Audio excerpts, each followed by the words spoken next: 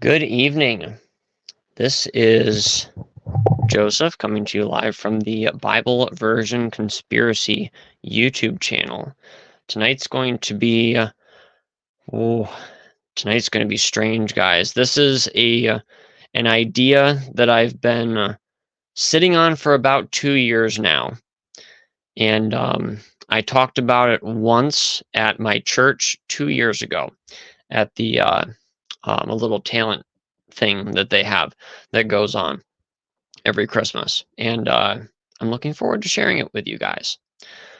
So let's see. Bible believers are typically aware of Santa Claus's pagan roots. They typically acknowledge that. It's pretty well accepted. But what about how he's part of a cult that's been fighting Christianity and corrupting the Bible for 2,000 years? I'm not sure if you knew that about Santa Claus. The history of this popular Christmas figure is not what you think. Not from what I've found, and as far as I'm aware, this is coming out for the first time. So stay tuned. I'm going to play our little logo sting for you guys. Here we go.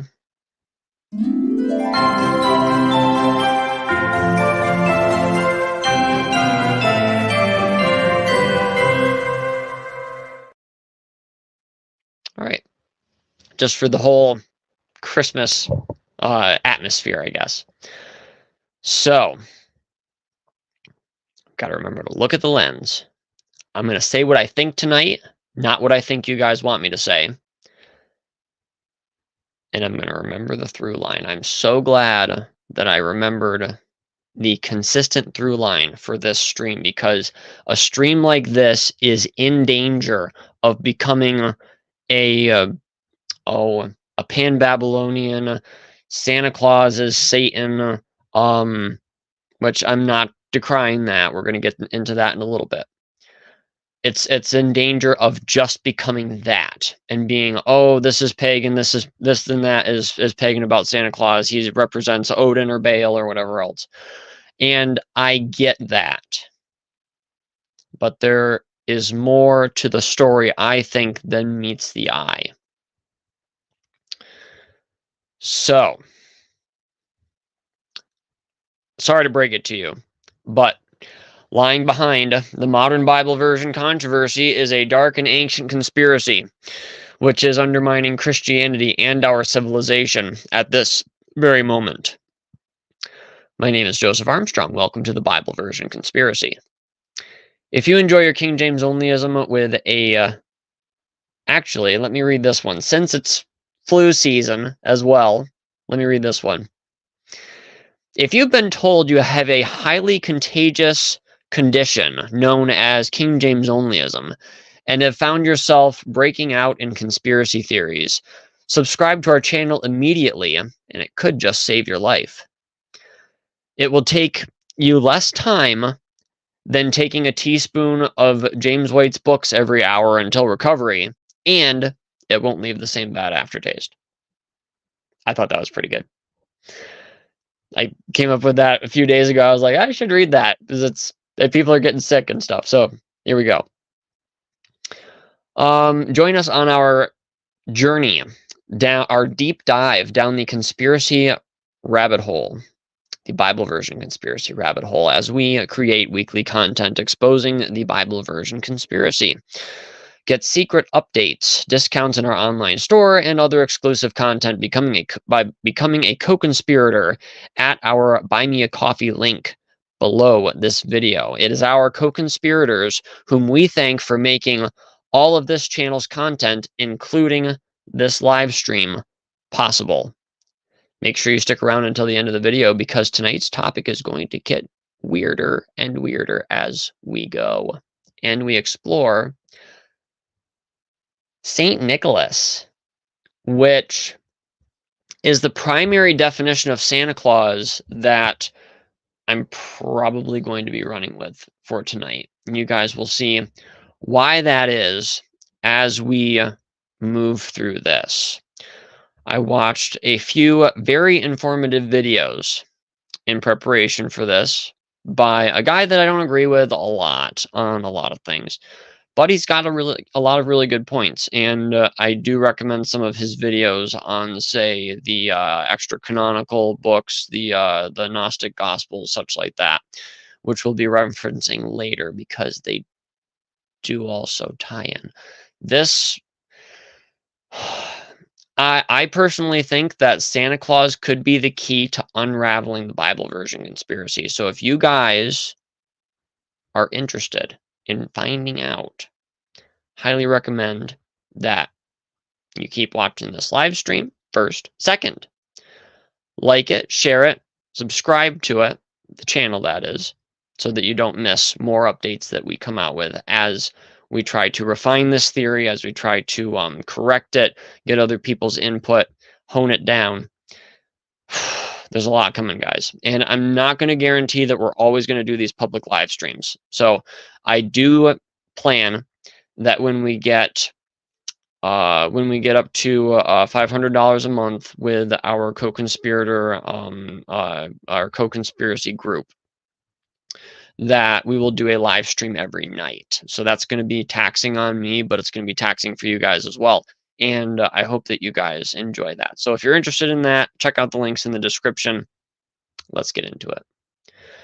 So I want to give you guys my history with Santa Claus. I never grew up believing in the dear old elf. I never did. I was never taught that. The only time that we really had any contact with the whole idea, well, I mean, my parents were always just like, it's about Jesus, it's not about Santa Claus. And I'm like, okay. At our aunt's on Christmas Eve, we would go over, and we knew that somebody was dressing up as Santa Claus, and we also kind of we weren't supposed to hurt the other kids' feelings by just saying, oh, look, it's Uncle whoever wearing a beard, and that's Santa Claus. We weren't supposed to do that either. So we just kind of, went with it. And one time my older brother and his now wife are they're trying to convince me and my brother when we were younger that reindeer could fly and that they flew by flapping their antlers. And that's how the whole magic happened.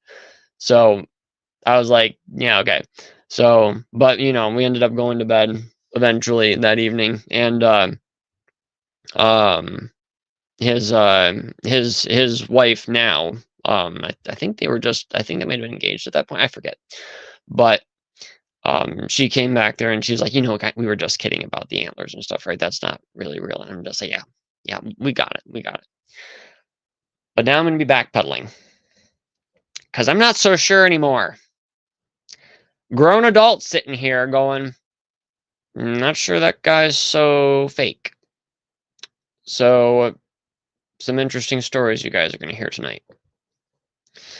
I'm not going to say that the whole idea of him coming down your chimney and leaving you gifts every Christmas Eve and being tracked by WKTV or what have you is legit. I'm not going to say that.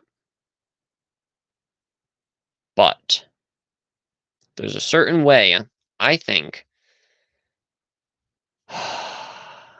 that he's not just real, he's a little bit too real. Real in a kind of uncomfortable kind of way. A really uncomfortable kind of way. All right, so we'll get into that. So, that's my history with Santa Claus. A few years ago, I started looking into Santa an awful lot. I listened to a lot of videos by King James Bible believers, by Muslims, by all sorts and all kinds about Santa Claus. There are a lot of adults that do still believe in Santa Claus, not because they have a childlike wonder still, but because they more so believe in the idea of Santa Claus, and that we can all have the spirit of Christmas in us and stuff like this, which would be more the spirit of Father Christmas, which I found out in my study this year that Father Christmas and Santa Claus are apparently not the same person. Santa Claus coming from Sinterklaas, coming from St. Nicholas, where Father Christmas was actually supposed to be the embodiment, the personification of Christmas itself. So they have two different mythoses, if that's the plural for mythos, and they just kind of merged together over time. If you guys are getting some value out of this video, like, share, subscribe, all that good stuff. So when it came down to the fourth wise man idea, I got to thinking when I was listening to all of these things about immortality. How on earth is Santa Claus still alive? If he's an idea, okay, then definitely, yeah, he could stay alive for forever, like the Barbie movie, you know. Barbie is an idea. She's not a person, so she stays alive forever. But I never actually watched that, by the way, so don't accuse me of that. So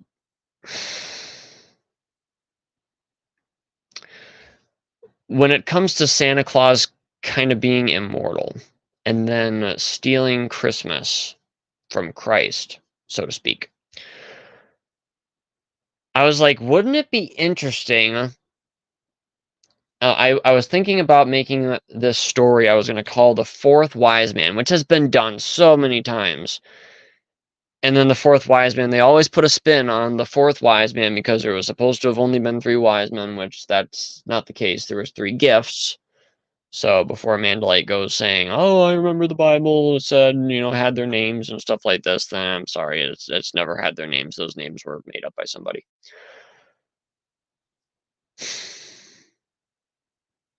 What if Santa Claus was an actual magician who was actually there and who found, you know, something like what they call the elixir of life or the philosopher's stone or what have you, and he has prolonged his life indefinitely? This is a thing. I don't know how legit it is, but I know there have been many people throughout history who have claimed, Bill Schneblin even met several of them, that claim to be centuries old and didn't look a day over 50, if I'm not mistaken. But they may have looked older. I did not meet them personally. So what if Santa Claus needed to react some sort of revenge on the 3 other Persian magi and this Christ child whom he was not very impressed with, and decided that he was going to steal Christmas for himself? Ever notice the emphasis on magic when it comes to Santa Claus too? So that was my idea for the fourth wise man, and it was going to bring in a lot of different elements from mythology, from Bible prophecy when it comes to the Antichrist and stuff like this. And listen to several sermons by Joey Faust, which I'll be referring to later, about Santa Claus and his connections with the Nicolaitans of Revelation. Apparently, at least Joey Faust claims that Saint Nicholas was never actually a person. So if you've never heard that one before, please let me know. I haven't had time to check this out, but he claimed that Saint Nicholas was a fictional person and that even the Roman Catholic Church had to decanonize him, so to speak, because there wasn't any kind of, it was ridiculous just how there was no evidence that the guy even ever existed. I have not seen that. I have seen a lot of stuff about him living in Greece in, I forget which century, and then there's different tales around him and stuff, so it's like, how much more history does he really, how much less history does he really have than any other canonized saint of the Roman Church? I've really got no idea. But if he didn't exist, that makes Saint Nicholas a whole nother person. Somebody who is mentioned in the Bible, and someone who took a very, very dark path, which we'll talk about in a minute. By the way, co-conspirators, I sent you guys the link to the after show where you guys can talk with me, ask me questions, whatever you like, and we can just chat. That'll be after this stream, so you guys have your link in your Buy Me a Coffee page. So, a very informative video, which I've linked up in the description, by Michael Jones, who I mentioned earlier. He has 3 videos. One where he takes the top 10 Christmas elements that are not pagan, because what Michael Jones is doing is Michael Jones is an apologist against atheists, skeptics, New Agers, people like this. He's more of a mainline Protestant, I would kind of describe him as, and very, very favorable of a theistic evolution perspective of Genesis. But when it came to the Christmas thing, it was actually, it was pretty informative. But the problem is, he did a really good job with the modern history of the Santa Claus stuff. Where it came from. You've got your Germany, you've got your Dutch, you've got that area up there around Scandinavia, and how it came to be in America and its history. And then, and he's like, I've traced back Santa Claus to, and then it's, he paints it up as very, very benign, very uncontroversial, very, just kind of blah, said Toad. Not really anything spectacular, nothing really pyrotechnic, which is good, because when it comes to facts, a lot of the time, the pyrotechnics are what get your attention, but sometimes they're not always exactly the case. Sometimes it's just somebody trying to keep your attention with a really good story. But then other times, truth is stranger than fiction. That's what this channel's about, because I think there's a real gap in the textual, critical Bible version discussion that ignores the idea of there being a paranormal aspect, a conspiratorial aspect to this debate. So, I highly recommend that you guys check out those videos by Michael Jones. They are not very long, and they'll give you guys a lot of good information on Christmas and stuff like this. And even if you don't agree, if you're more, like even Jehovah's Witnesses are pan-Babylonian, if you're more like, no, Nimrod and Semiramis and stuff like this is where it all started, and all of it traces back to them, Hyssop's 2 Babylons, if that's your thinking, which it's mine for the most part. I'm kind of going back and forth on it, though, because some of it doesn't add up. So we'll talk about different things in the future and more things that need to be studied. But at least if you watch those videos and say family members or your church or what have you is more of that pan-Babylonian leaning, or if you're pan-Babylonian and you, like, most people that are fundamentalist, anti-Catholic, Ruckmanite, things like this, then you're probably going to be. Watch those videos, and it will at least give you something to challenge your ideas, give you food for thought, maybe tighten your butt cheeks, help expand your brain. That's how it works. If your butt cheeks don't tighten up because because you just took in information that was not in your paradigm, then you haven't learned anything today, really. Or at least you're not probably learning what you should be learning. So, because even the Bible is full of that kind of information that's going to get you like that. Whew.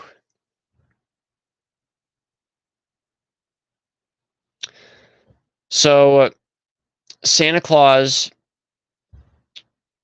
is supposed to be based on Saint Nicholas of somewheres in Greece. I would recommend that you guys go for a lot more information on Christmas, the day, Christmas elements like Santa Claus, the Magi, things like which the Magi actually today, and this is another thing that adds into that fourth wise man idea, is that the Magi were actually sorcerers. That is a common misconception, in my opinion, of who the Persian Magi were. We'll be getting into those guys in the next couple of weeks, so stay tuned. We've got a fascinating story to bring to light that I didn't discover, but I found it in a old brown book that was print on demand and blew me away. So stay tuned. Next couple of weeks, it's coming out. Check out that website. Did I mention it yet? Links in the description, cardcarryingchristians.com/Merry Christmas. There's a lot on there regarding what we're talking about tonight, a lot of information that I'm not giving up tonight, or giving up tonight that I'm not giving out tonight. There's some very inspiring songs on there that I listen to every year, and they make me cry every time. It's a pretty good page. And best part, you guys can add your criticisms and your questions and your comments and whatever concerns, whatever you want, on the comment section at the bottom of the page, and they come right to me, and I would appreciate them greatly. Any feedback is appreciated.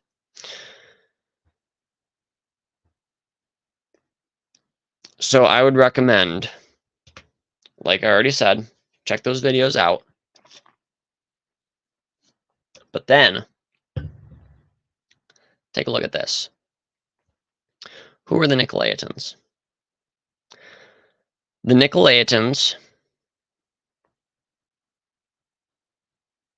tie a lot of things together. You've got in Revelation chapters, the first couple chapters there where God is making the letters to the churches. There's three very destructive elements in there. You've got Balaam, you've got Jezebel, and you've got the Nicolaitans. The Nicolaitans were a Gnostic group that spawned from a man who's mentioned in the book of Acts, one of the original seven, I believe seven, that were sent out, the last one mentioned. Only one who is mentioned where he was a proselyte from. He was a proselyte of Antioch. Interesting. Because Nicholas, it's somewhat divided in church history of whether he said something that was misconstrued and was taken up by the Nicolaitans and they claimed to be followers of him, in which case Gnosticism would have predated him. But then there's the other half of ancient church history that says that no, he's where Gnosticism pretty much started. You've got Simon Magus before him.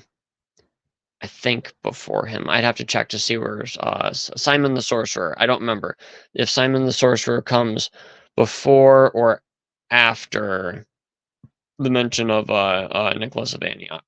I don't have my tech right now. It's taken up in the phone, and I can't really search that right now. And I don't remember, and I'm not going to take the time to do it right now. So if you guys want to add, that would be awesome. And thank you. I will check out that comment in a little bit. I want to keep reading your guys' comments at the end of the stream. So post them up there, and we'll get to them before we sign off. Wow, only 25 minutes already. Not bad. So we've got time. We've got time to spare and use. Let's see. So on the page, the Christmas page that I mentioned, Joy Foss sermons are in the section called right now it's called, I might change the name.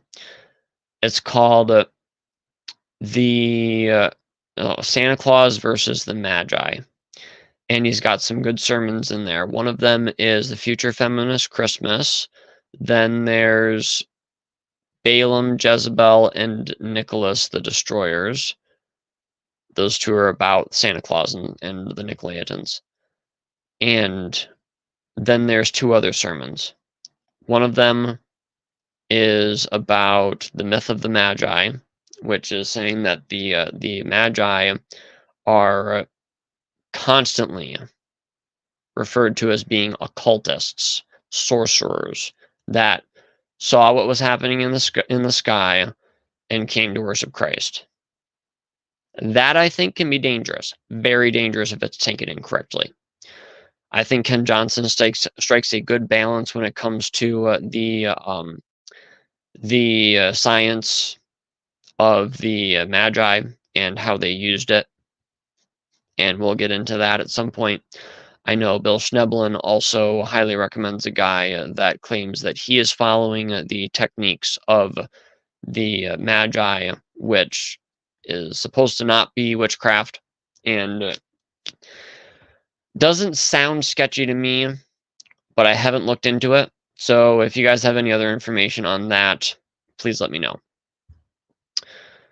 We also have Afshin's sermon in the description, I believe. And then Revelations 2 through 3. Let us do evil that good may come. Afshin had a sermon. We did a video about the Mandela effect with him, and he did a sermon recently about the Nicolaitans. He didn't get too deep on it, so I was kind of sad. But the Nicolaitans have fascinated me for the last couple of years, and I'm glad to finally be dragging them back out of my mind for this stream. Let's see. All right, so we're going to save that for in a bit. So I made some notes. I was listening through the Future Feminist Christmas. Satan is Baal. Or not Satan is Baal, Santa is Baal. That was Joey Faust's one sermon. So I'm going to give you guys a little bit of a summary from my notes. So I highly recommend that you guys listen to the sermon. It's in the notes of the video here, but I'm going to give you guys a summation. The two witnesses, he believes, that in the New Age, New World Order of the Antichrist, the two witnesses of Revelation will be seen as the evil aliens who represent the negativity of the Christian planets that are backwards and violent and war-loving and stuff like this, and are holding the universe back from balance and equality and basically celestial communism. Communism of the cosmos. The modern versions, in fact, when it comes to Malachi 4 and the return of Enoch and Elijah, it changes in the modern versions. It changes fathers to parents, but there's a key reason why the children's hearts are going to be turned to their fathers, and why fathers' hearts are going to be turned to their children. As a father, there can be a lot of bitterness if you let it against your kids, because you're just like, oh, they're keeping me back from doing this and this and that. And a lot of men will leave their families because they feel that they could do so much better for themselves if they just didn't have the burden. It's true. And children, a lot of the time, look at their father as somebody who's holding them back, somebody who is in charge, an authority figure, somebody that is what is it? It's hurting their style. I forget what the phrase is, but that's, they don't have a high opinion, particularly of their fathers, because of that. Disney, we've seen this over and over again, how Disney constantly criticizes a father, breaks him down, makes him look like a lunatic, makes him look like he is, unfair, evil, stupid. And of course they do that because that's what they think of God. God is the universal father figure, and people have turned away from him. Modern versions, interestingly, though, neutralize that thought and just say parents. Sounds like the people who made those modern versions are turned against their fathers. We'll get into that in a minute. That's in Malachi 4. The age of Aquarius is come with long hair and rebellion. An androgynous figure is one that it's hard to tell if it's male or female.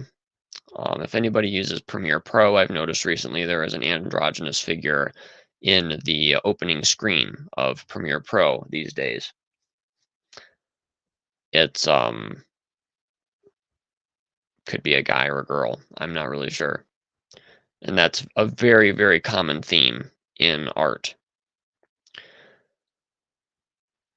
Okay, the rapture is seen by this New Age. Let me grab a book real quick. If I have... There we are. New Order of Barbarians. There you are. We'll be referencing this book a few more times tonight. I don't think I have the link in the description, so let me add that just to be sure. New Order of Barbarians. Alrighty. Because that's going to come up several times in this. It came to my mind several times as he was reading. So the rapture is going to be seen as Mother Earth cleansing herself of negativity. Man will be tormented by the preaching of the prophets, and apparently the plagues that they also bring. Joey kind of glossed over that. But I think it was also the plagues. If my memory is serving me, there's also plagues that they're bringing. They definitely breathe fire. You talk about fire-breathing Baptists. Those are your guys. The rapture will be seen as Mother Earth cleansing herself of negativity, where everybody who is a Christian, the negative people and stuff like this, they're being sucked off to some prison planet where they're going to be re-educated in the the violet flames of something that are going to make them more politically correct. That is the New Age belief. Bill Schneblin told us that years ago. So, man is tormented by preaching against psychology. Joey Faust one time came into he was invited to speak, and I think it was a college, about psychology and its not so great roots. We can get into that at some point if you guys like. But a guy held his head and started squirming around and screaming, "Help, stop, he's torturing me." I don't think he was talking about Joey. I personally don't think that the man was talking about Joey. I think there was something else going on. We can get into that at some point too. But anyways, tormented from the preaching of against psychology. Titus 2 triggers as well, because you get a lot of your pastors and deacons and stuff like this. Harry Potter Christmas portrays the pagan Christmas elements, and paganism being the origin of these different Christian elements. I have not actually read Harry Potter, but I do know, and I am very well aware, that pagans are more than happy to take all the Christian elements, all of the Christmas elements, and say that they are pagan, because that just makes Christians another branch of them. And it also makes it so that Christianity has pagan roots, which we're going to talk about so many more times in the future. It's going to be ridiculous, because it is ridiculous. So, and we might even talk about it a little bit more tonight. We probably will. So, Harry Potter portrays a pagan Christmas in the books by, what was her name? I forget her name now. There's a call today for a female Santa, or a gay Santa, and this was years ago, when Joey Foster actually published this. It was, I want to say 2 or 3 years ago now.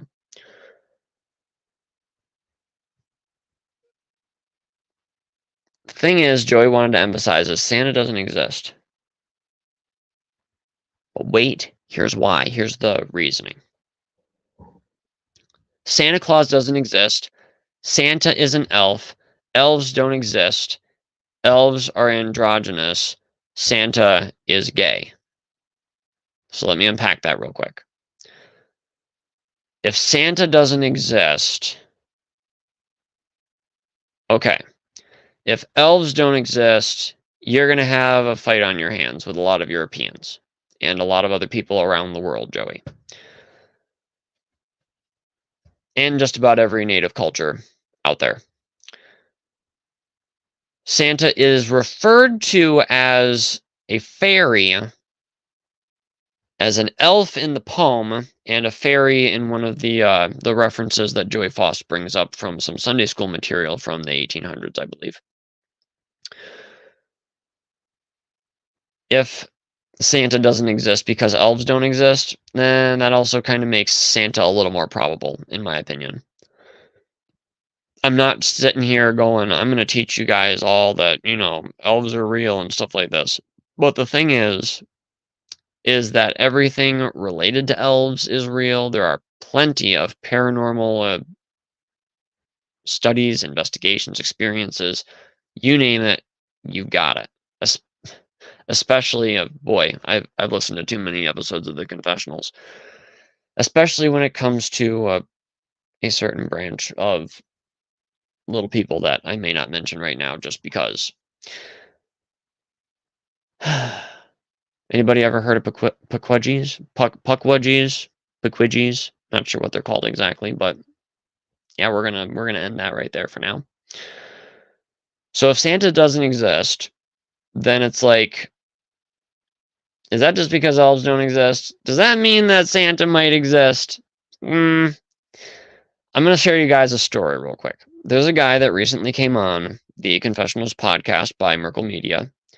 And they have a lot of not very savory people come on there and tell their stories. I agree. I'm not going to say that I agree with everything the guy says, but sum total, how much there really is information on these things, it gets crazy, and it gets a little bit hard to really deny the existence of all of this stuff that's going on. So in the light of that, as it comes to Santa Claus, it was a guy who said that one night when he was younger, got up, wasn't dreaming, heard something outside, gets up. I'm not sure what he heard. I'm not sure what woke him up. I don't remember if it was, 2:30 to 3 a.m., that particular time when these kind of things kind of happen. Looks out his window, and he can see going across the sky your typical, like in a movie,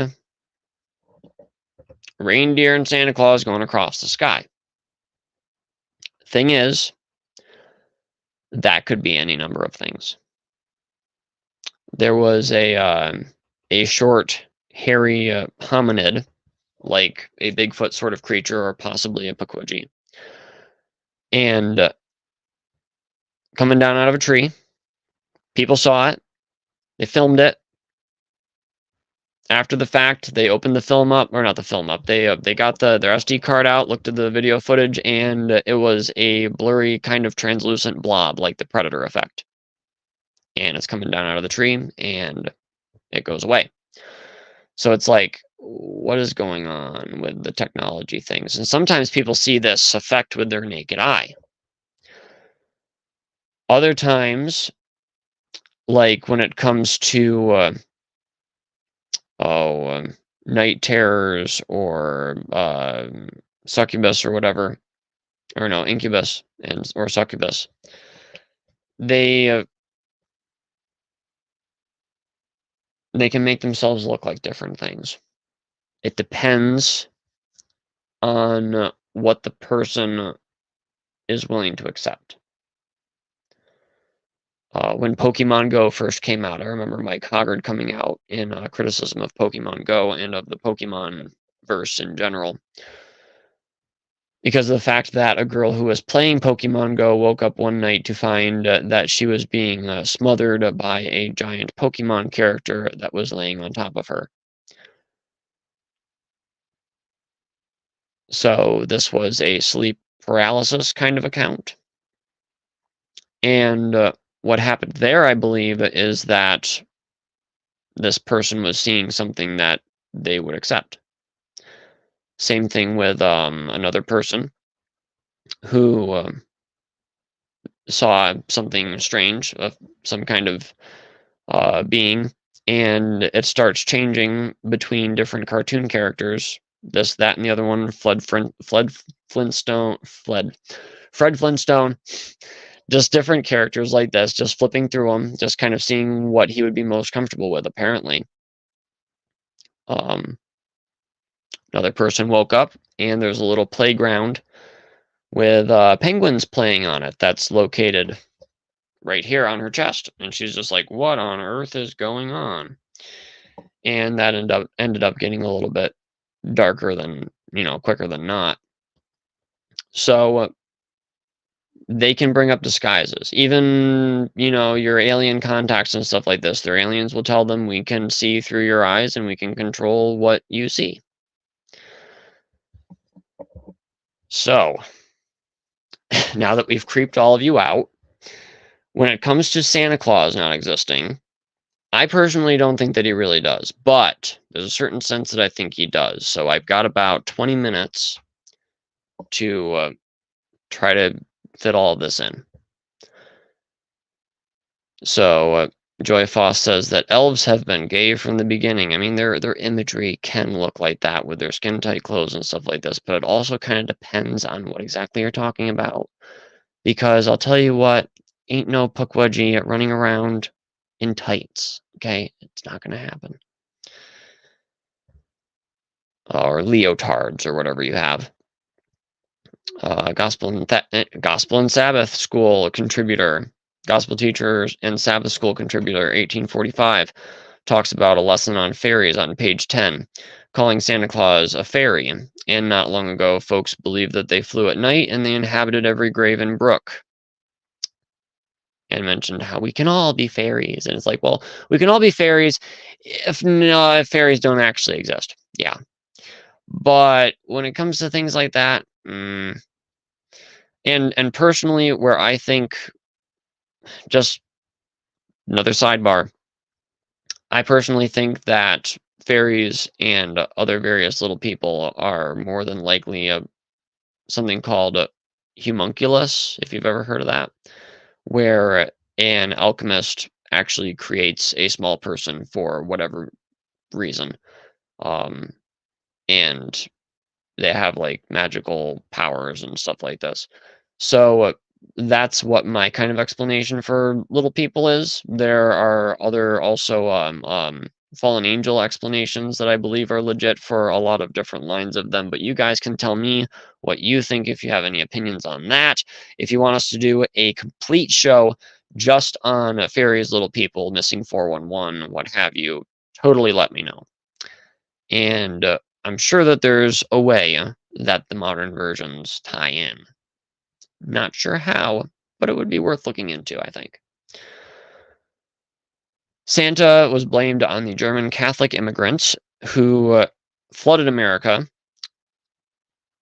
and Americanizing these immigrants for religious liberty was the birth of public schools. So that's why you have your public schools, because we were trying to Americanize a lot of the German Catholics that were coming over.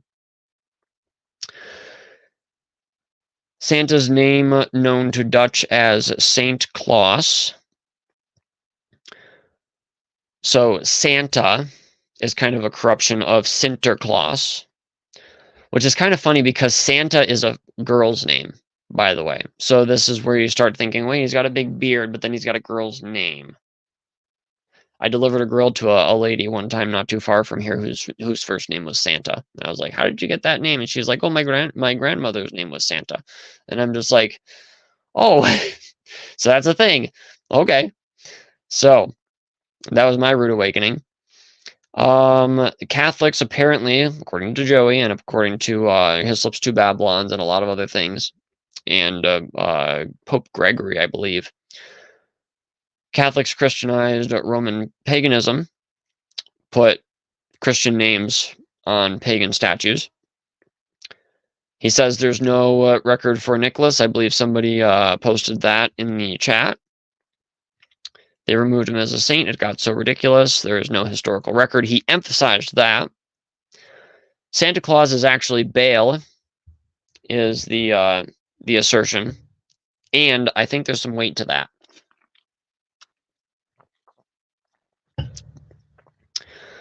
John Stripes, 1643.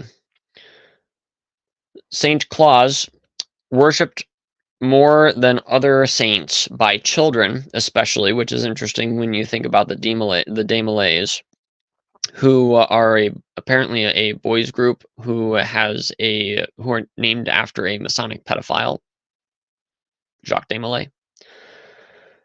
Woohoo! The perfect name. It's like having a Bundy home for battered women, as Bill Schneblin would say. Patron saint of breweries and children.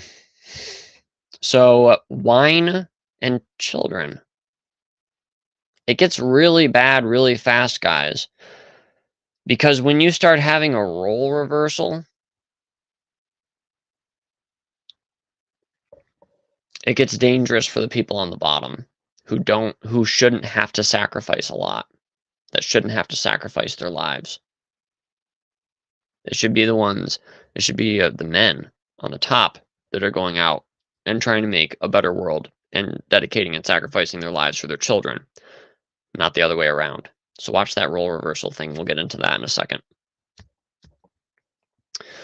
St. Gregory has, or Pope Gregory has a campaign to win friends and influence pagans by the whole program of Christianizing everything. Saturn apparently rides a chariot in December through the sky. Sounds a little bit like Santa. Saturn is Satan. Saturnalia in December, sort of.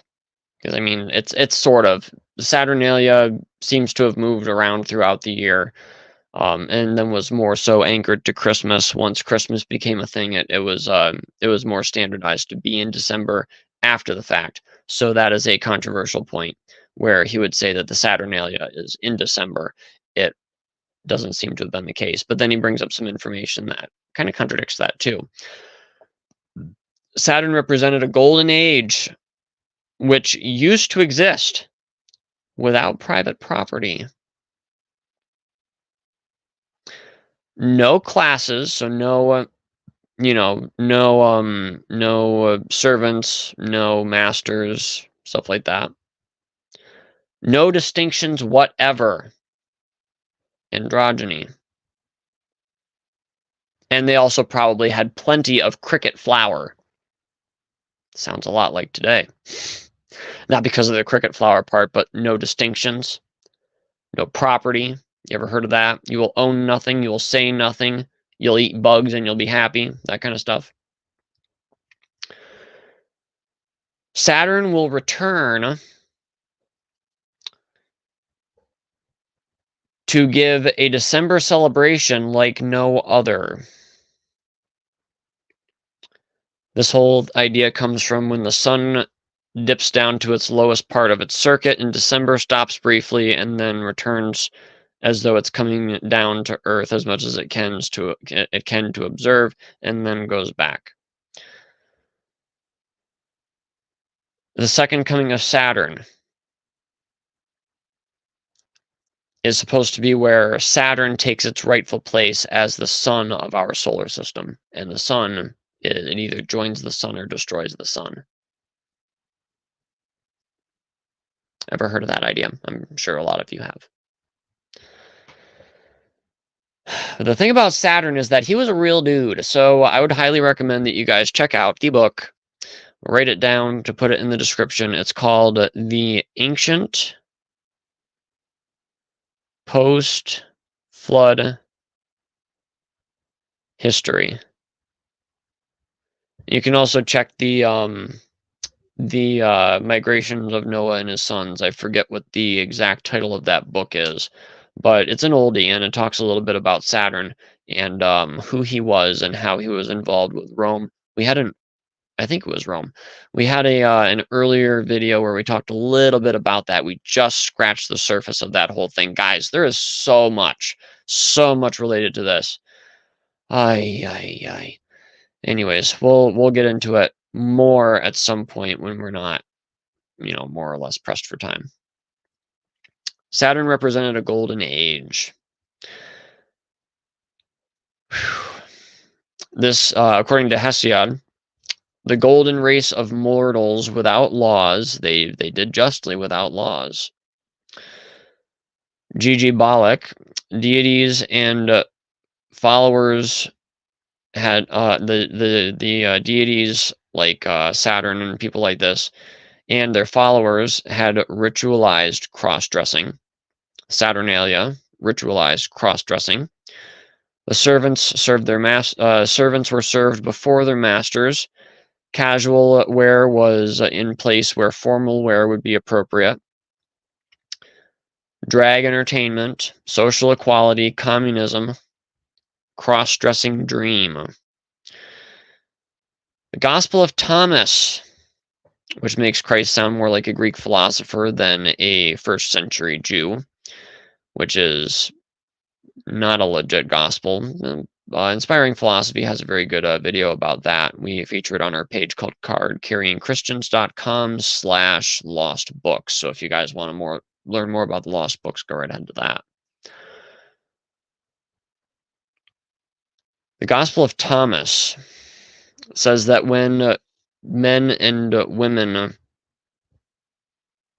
change clothes, when men start wearing women's clothes and women start wearing men's clothes, the kingdom of God is at hand. That's either prophetic of today where it's actually happening, or it's like, oh, the kingdom of God will be here when you all start cross-dressing and stuff, which is just a perversion and very tightly related to Gnostics and the idea of Saturnalia. We're going to start bringing it around here in a sec. The Gospel of Thomas, as Joey referred to it as the Gnostic writings, occult Christians, the Nicolaitans, which thing I hate. He gets more into that in the sermon about Balaam, Jezebel, and Nicholas the Destroyers, with that whole idea of the Nicolaitans, which thing I hate. Medieval England, St. Nicholas Day was celebrated by children ruling over authorities and other role reversals. Also, just a note, NPR put out an article called "Christmas Has a Long History as Day for Role Reversal." Stories from, this is from Edward Gibbon, stories from the history of Rome. Saturnalia was celebrated in December. Insolent songs fill the streets.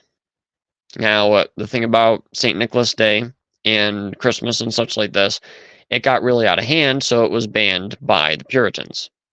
And they didn't want anything to do with it, understandably so, because it had just become like a Saturnalia in Britain and other places, to my understanding. The Book of Days says that Christmas usages were derived from the Saturnalia. The idea of masquerading and of cross-dressing were encouraged.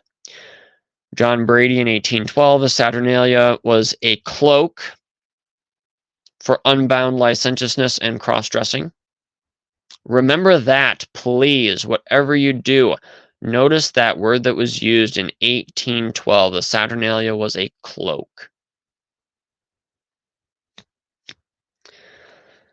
And while you're at it, if you're able to, without going out of the stream, check out the Wikipedia page on Brooke Foss Westcott and tell me what you see in the stained glass window where he is portrayed. In Durham, I believe. English mechanics in the world of science. English Christmas traditions engrafted on Saturnalia came from the British Druidical rites and superstitions. So basically, the Romans brought their traditions of the Saturnalia to Britain, and they put their Druidical traditions on the Saturnalia. And sorry, but Michael Jones, you don't talk about Saturnalia that much. It really matters in the history of Christmas. Just because anciently it wasn't necessarily connected with the time, it sure as heck became connected after that, and it's got a real connection. It didn't just get out of hand because it just got out of hand because people like getting drunk. It looks like Saturnalia was tied very closely with it. This is from English Mechanics in the World of Science. I don't know what year it's from. And the superstitions were modified by Saxons, Germans traditions, which yielded a strange medley of Christmas practices marked by universal license and merrymaking. So in other words, do what thou wilt. You guys know when Aleister Crowley had a big initiation? It's on his Wikipedia page. I haven't seen it in years. But he was apparently initiated into some pretty dark stuff on Christmas Eve.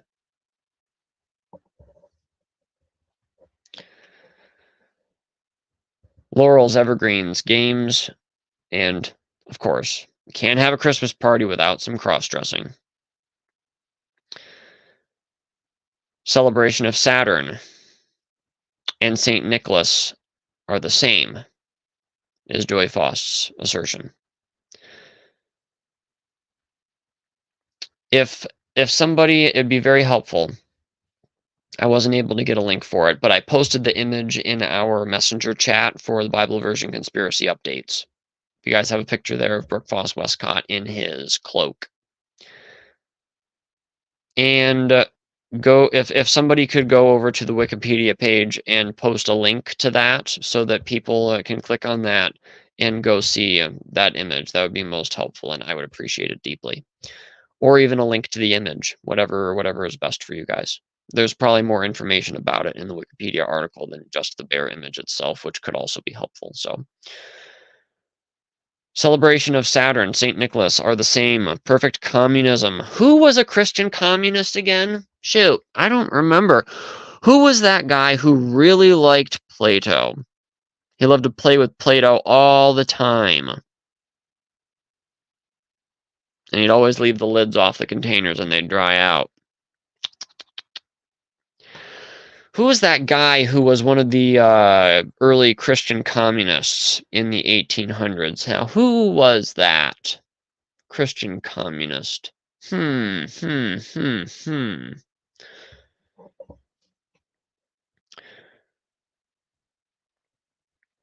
Perfect communism.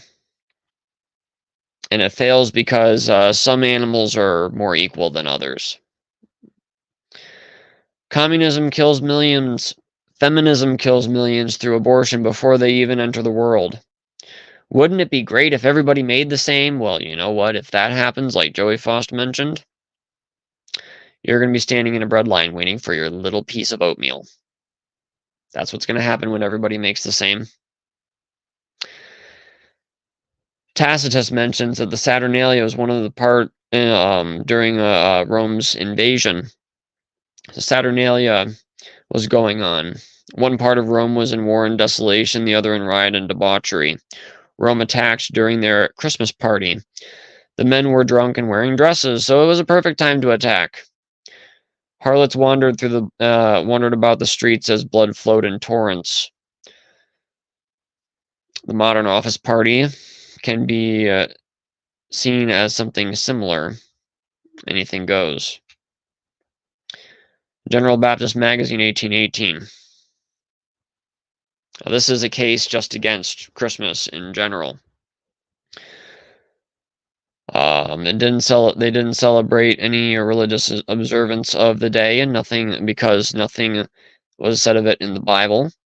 Nothing is said of celebrating Christmas by the apostles or the ancient church for the first 200 years of church history. But I would also recommend that you guys check out the works of Ken Johnson and Michael Jones, which we feature on our page, which I've already mentioned. The links in the description, cardcarryingchristians.com/Merry Christmas. Polycarp, who discussed all forms of worship, and the apologies of Tertullian and Justin Martyr. Both of them don't mention Christmas, apparently. But Tertullian did approve Christians for exchanging gifts at the close of the year. No evidence for the institution of Christmas in his day. Clement refers to men trying to fix a day for Christ's birth sometime in April or May, but also no festival is mentioned. Now, I would kind of counteract that with some things that Michael Jones mentioned as well, because one of the earliest ideas about prophets and apostles and such comes from your probably your more Essene groups, and one of the beliefs that they had, along with other Christians apparently, and when they joined Christianity, that belief came with them, is that a prophet would basically die on the day that they were conceived. So that applied also to the prophet, which is the Messiah, Jesus Christ. So what would have happened is that you would have had Christ being conceived in April, around that area where he was crucified. On the 25th is when it's accepted, and what it was in the quotation from on solstices and equinoxes, I believe, was the name of the document. And this the extrapolation of Christ's birthday off of that is obviously 9 months in the future, December 25th. So that's where we get the date of December 25th from, apparently. One of the things. If you also watch Bob Larson's video on the Bethlehem Star, tremendous breakdown using some pretty advanced software to track the movements of stars and stuff like this. He believes that he's found the Bethlehem Star in a conglomeration of 3 of the planets that actually they paint a beautiful picture of prophecy and the birth of Christ and so many things. So I highly recommend that video. You guys can check that out. It used to be free on YouTube, not anymore.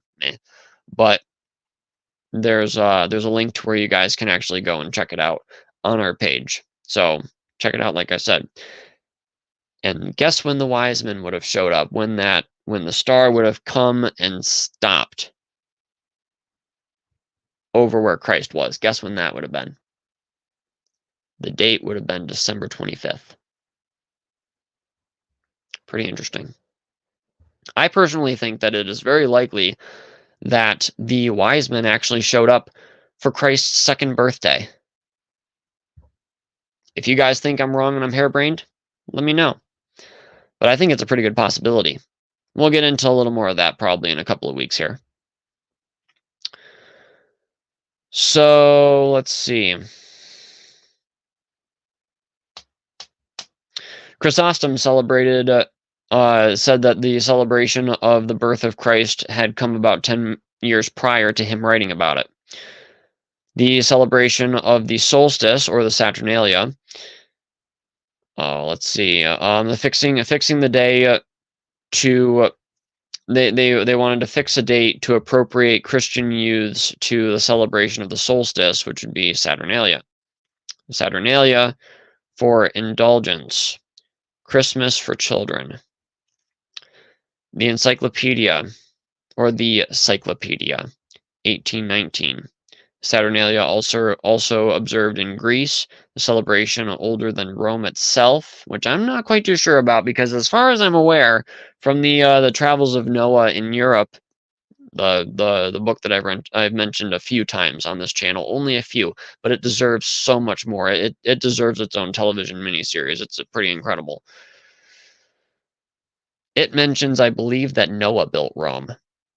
So if the celebration of Saturnalia is older than Rome, that means that Saturnalia goes back to the pre-flood time. That's scary.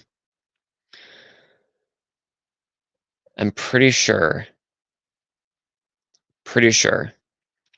All right, so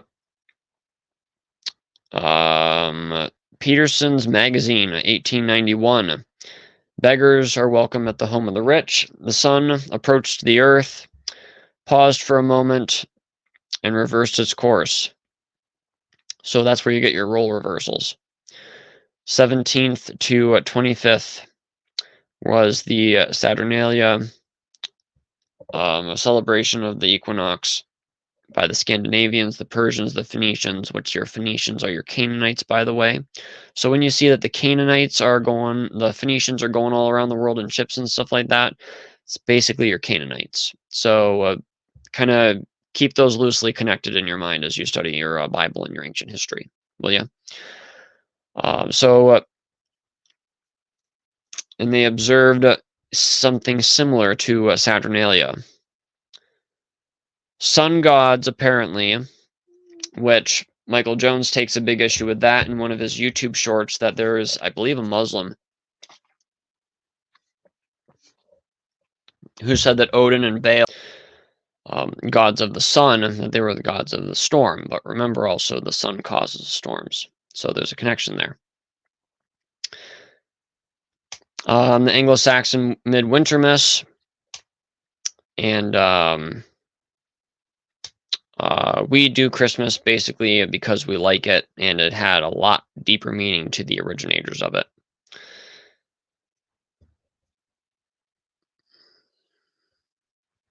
Okay, so I'm probably going to stop there for right now, because my notes end a little bit before that, as I ran out of time as I was listening to it and taking notes. That was this afternoon. So here's my conspiracy theory. Nicholas of Antioch.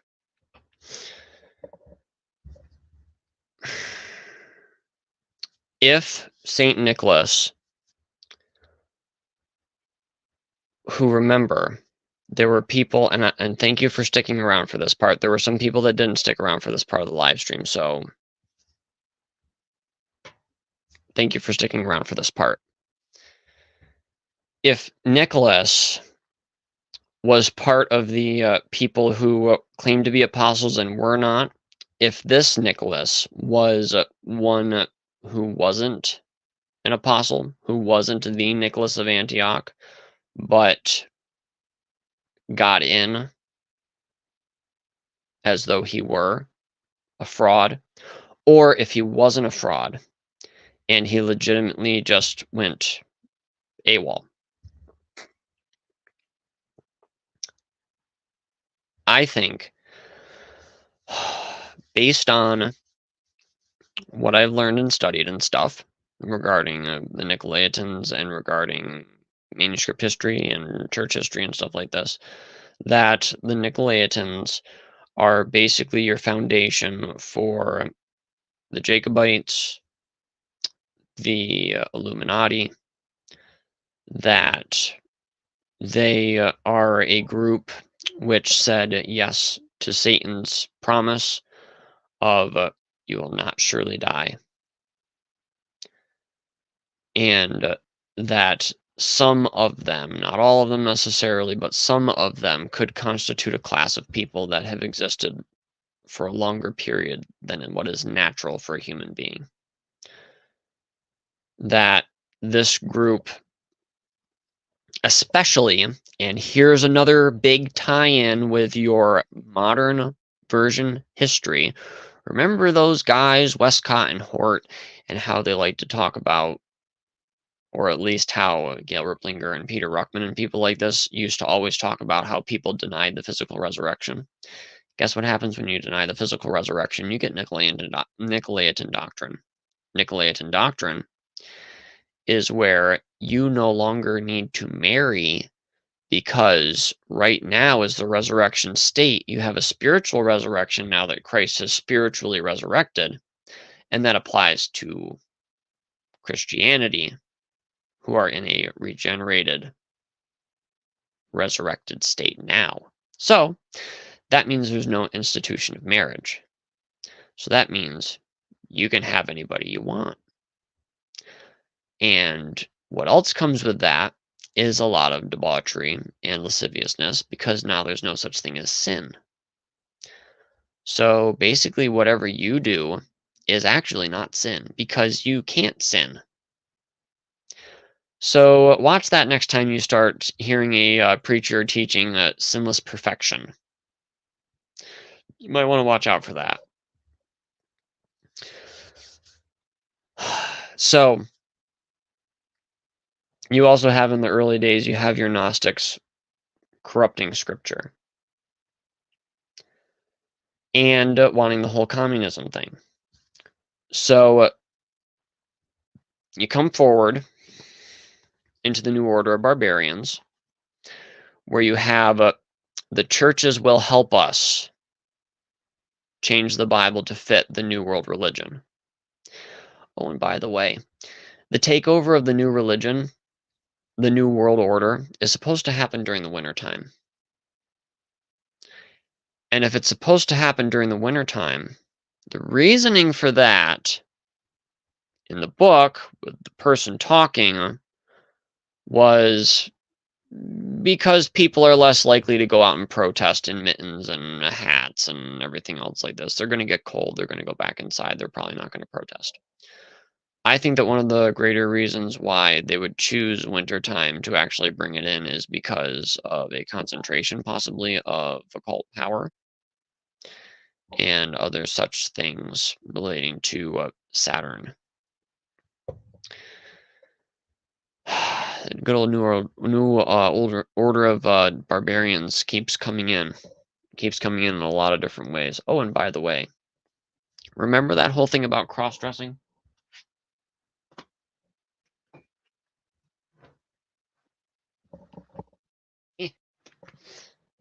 Here's a mug.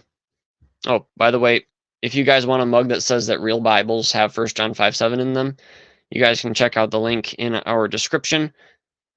Other crazy merch like that is in our merch shop in the description. And if you want something before Christmas, you got to order before Monday. If you want to do standard shipping, if you want to do, if you want to pay more for shipping, I don't see why. But if you do want to pay more for shipping, and you have extra money to pay for shipping, then your deadline is basically the 18th to get it by Christmas. So just thought I'd throw that out there. Remember this bothersome little book, Hazardous Materials? Little book, nothing. Remember that little picture on the back of all the dudes in drag and everything?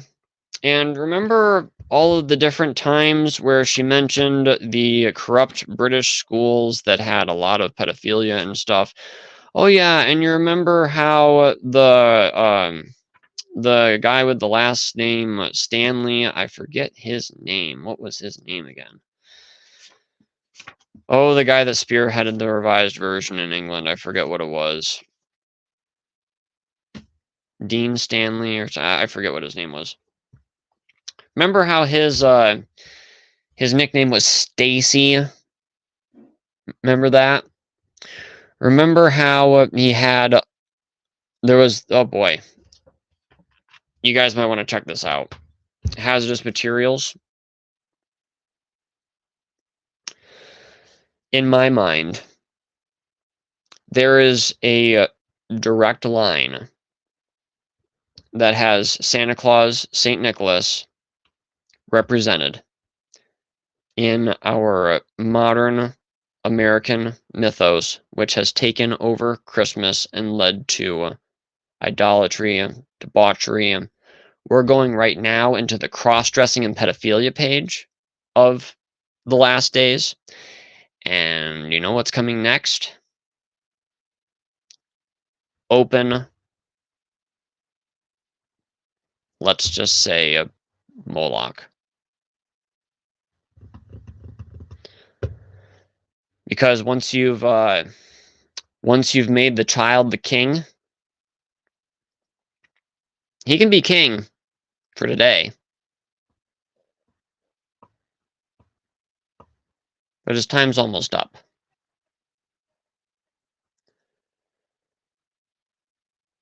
It's, boy, I tell you what, guys.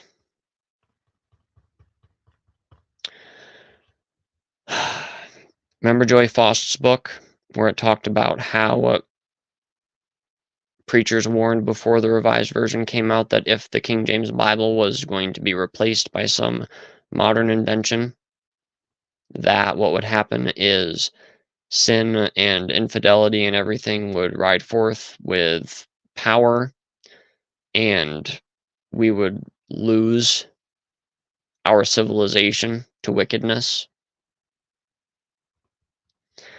I wonder if there were some very influential textual critical Christian communists who may have adopted a corrupted Gnostic text.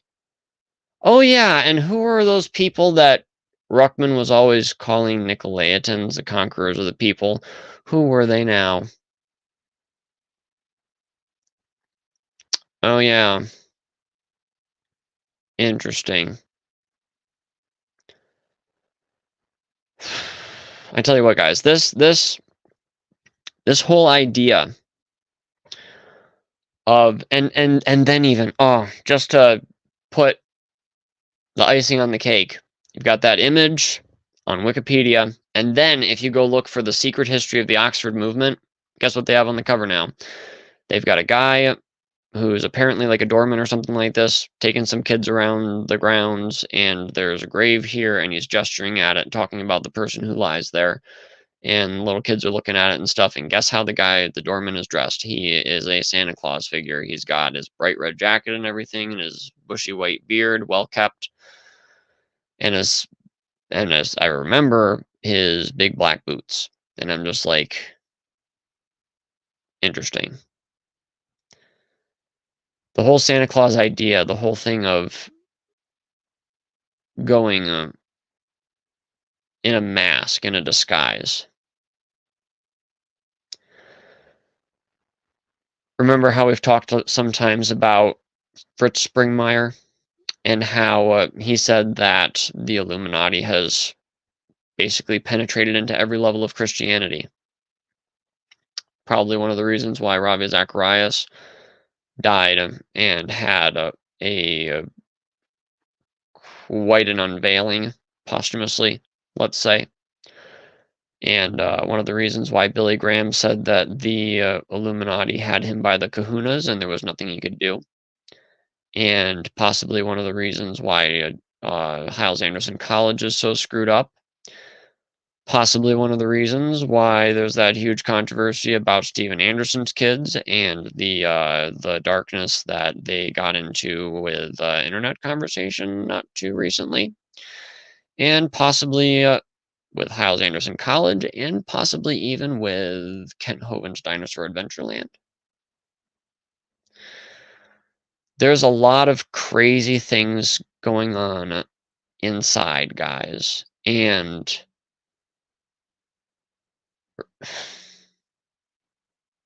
what's the religion of the Illuminati again? Gnosticism. It all ties in. It's got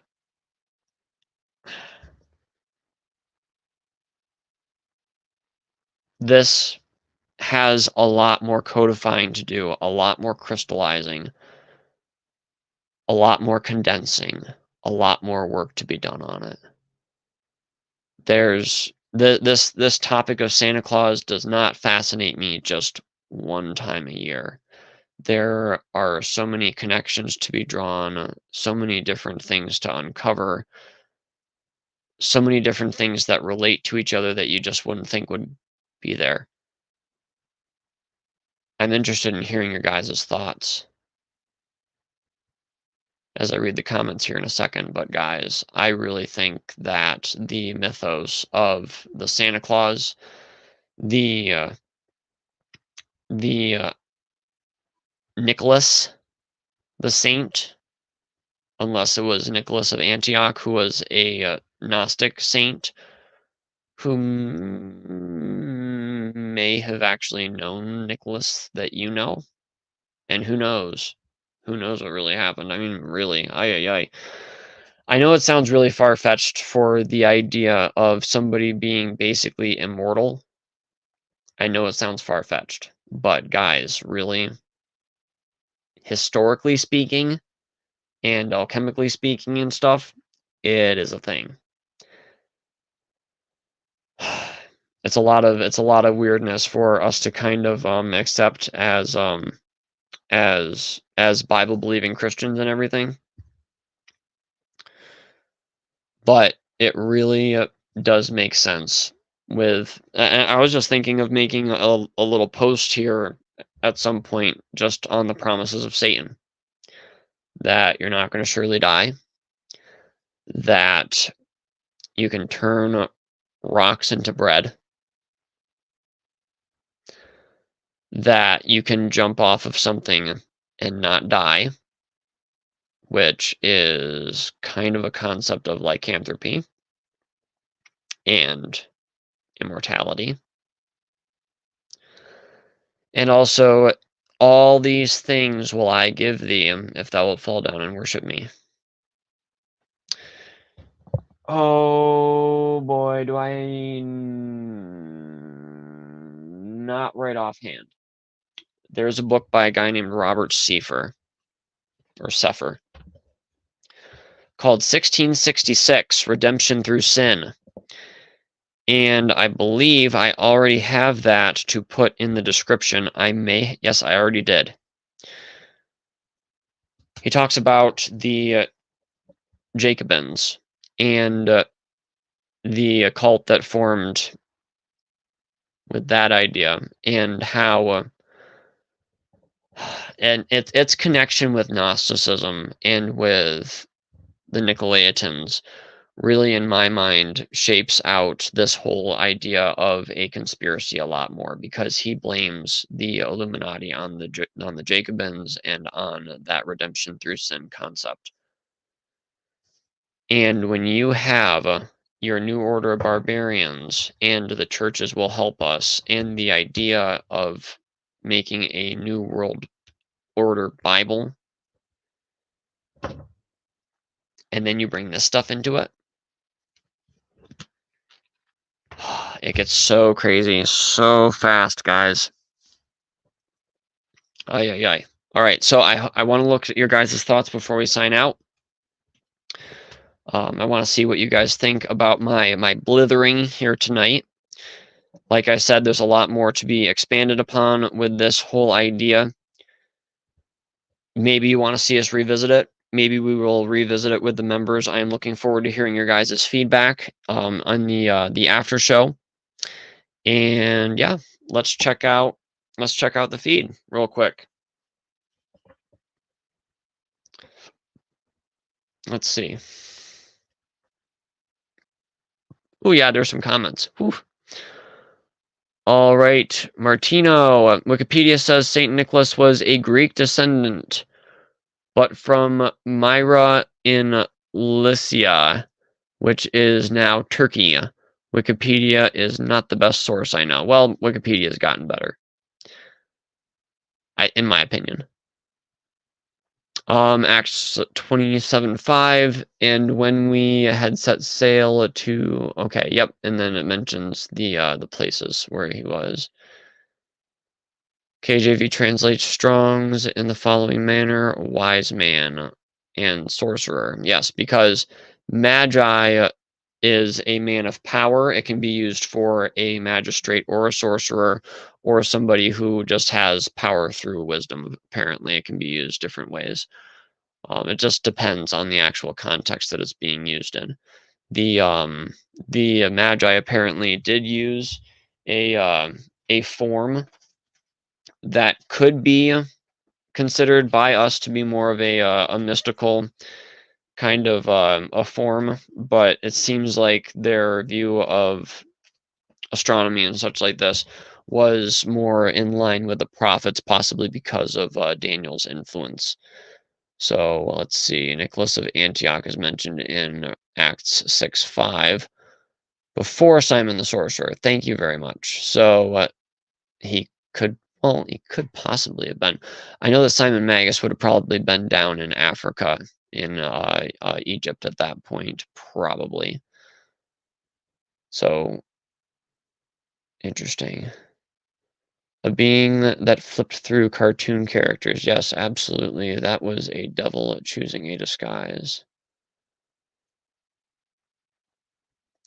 I missed most of this stream, but I'm glad I caught that part. Before I got saved, the devils that tempted me took on forms that I would be comfortable with.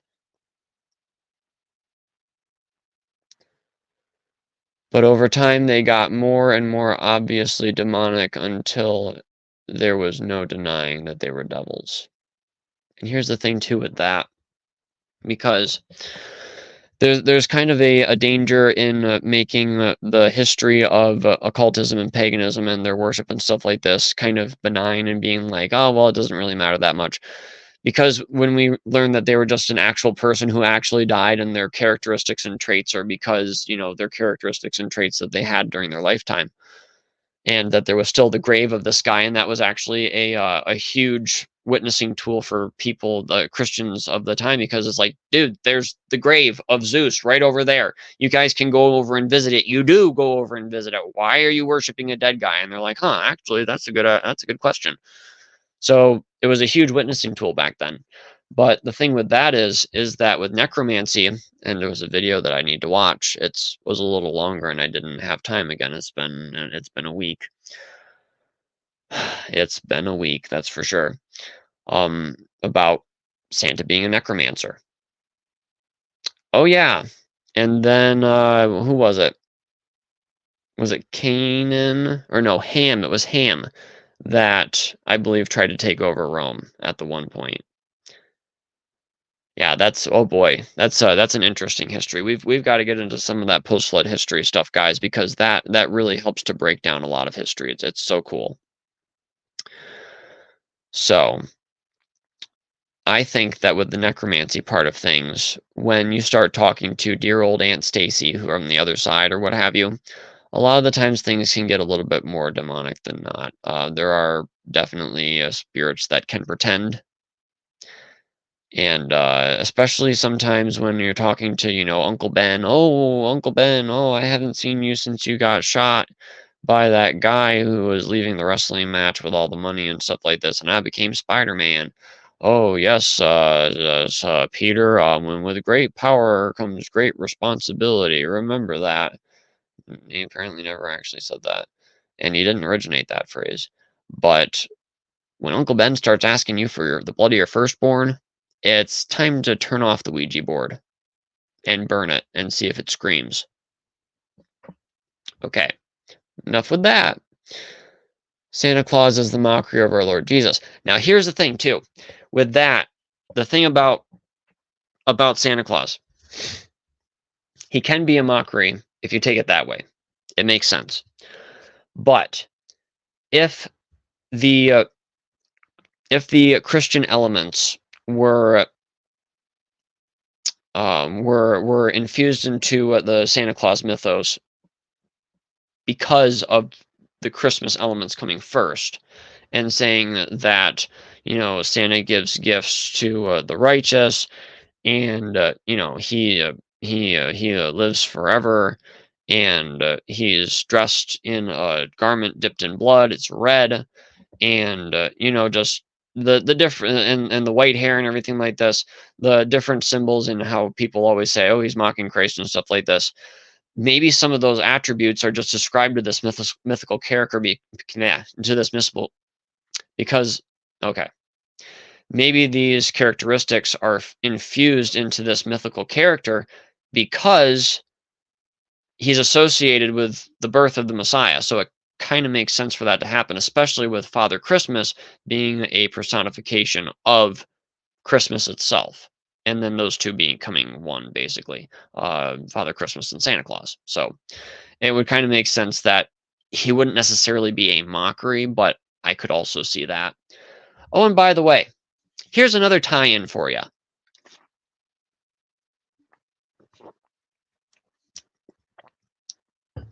The what was it? Not the Barbados. Oh, I forget the name of the idea, but it's basically a transgender kind of demonic spirit. I forget what it was called. Anywho, it's mentioned in the Gospel of Judas, where Judas is the only one who knows that Christ came from the realm of this thing. Inspiring Philosophy mentions it as well. Joey Faust mentions it in connection with Santa Claus and how the Nicolaitans worshipped this thing.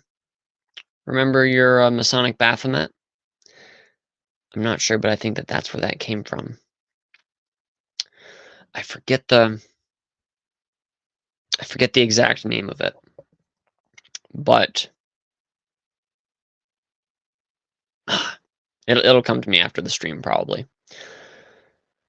That is pretty incredible evidence, I think, that links Satanism, which is going to love your Gospel of Judas because Judas is supposed to have been the founder of Satanism.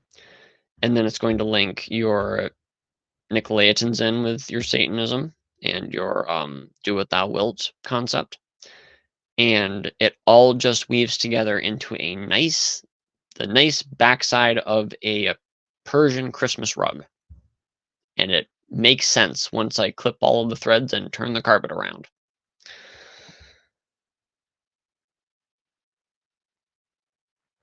All right, let me...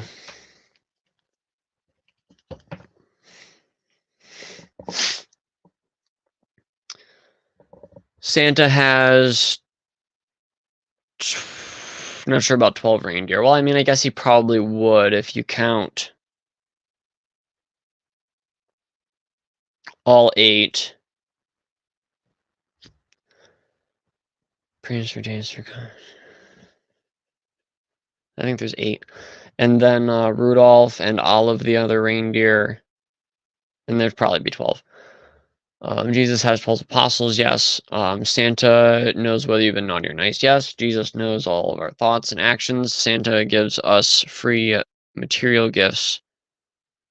Jesus gives us free spiritual gifts. Santa has elves helping him. Jesus has angels helping him. Santa resides in the north. Jesus Christ resides inside the north, yes. That sounds like a sci-fi novel. My dad used to talk about called Future War and Final War, something like that. Okay. Well, sci-fi is, predictive programming, right? Amos 5:26. You carried along the king's suck of it.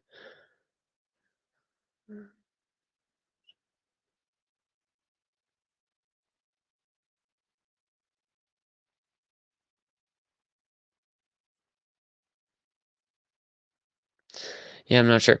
And also Kirioth. Apparently Judas Iscariot means son of Kirioth, so that would kind of make sense possibly. Pointed sacrifices, AMP version.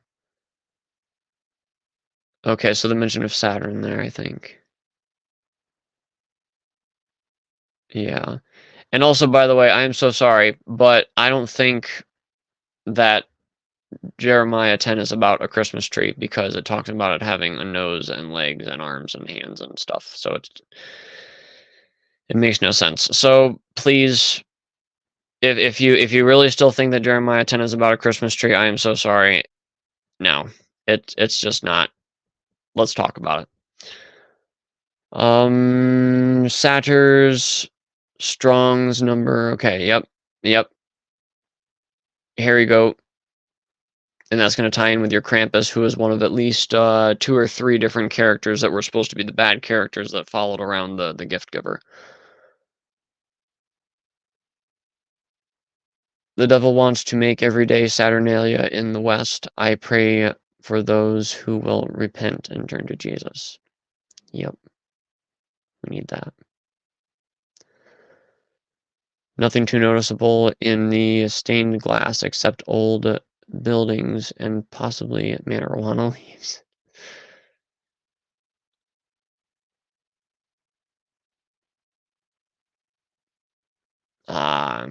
So it wouldn't let you put up a link. That's so weird.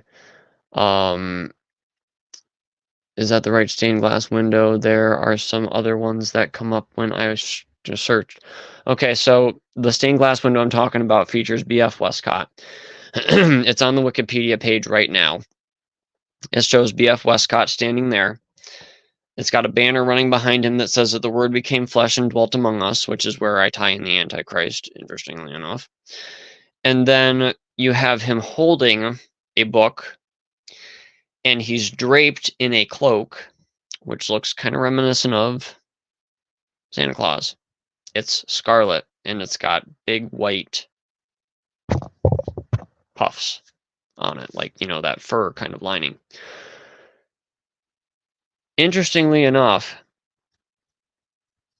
when Bill Schneblin was an occultist, he had an out-of-body experience where he went somewhere to meet a woman who claimed to be Mary Magdalene. So Gnostic, so Da Vinci Code. And in this other realm or other area or whatever, wherever this out-of-body experience took him, he said there were women when he got there standing around him. Somber, sober faces, like, you know, you would think of like an Amish woman or whatever. And they were dressed in robes that were scarlet red with the white fur on them. Oh yeah, and by the way, also the Jacobins with your French Revolution. And guess what happened when he went to the Temple of Pain on one of the moons of Saturn? The group that was there in this out-of-body experience were chanting in French. Interesting.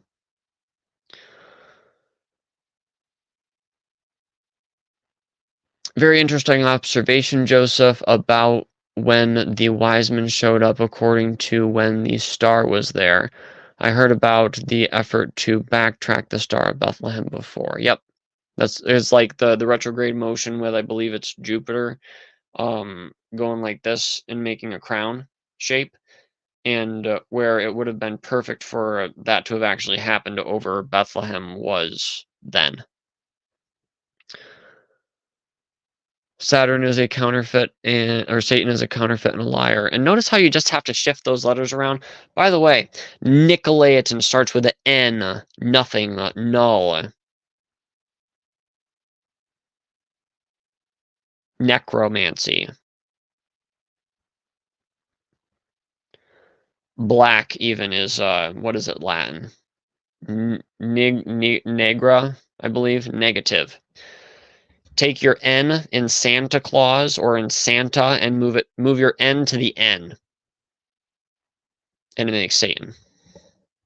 So you take Santa, who has the Nicolaitan in the middle, in the midst of Christianity, just happily there. Oh, I'm just a nice little elf, you know. And then move the N to the last spot, and it's clear that he's Satan.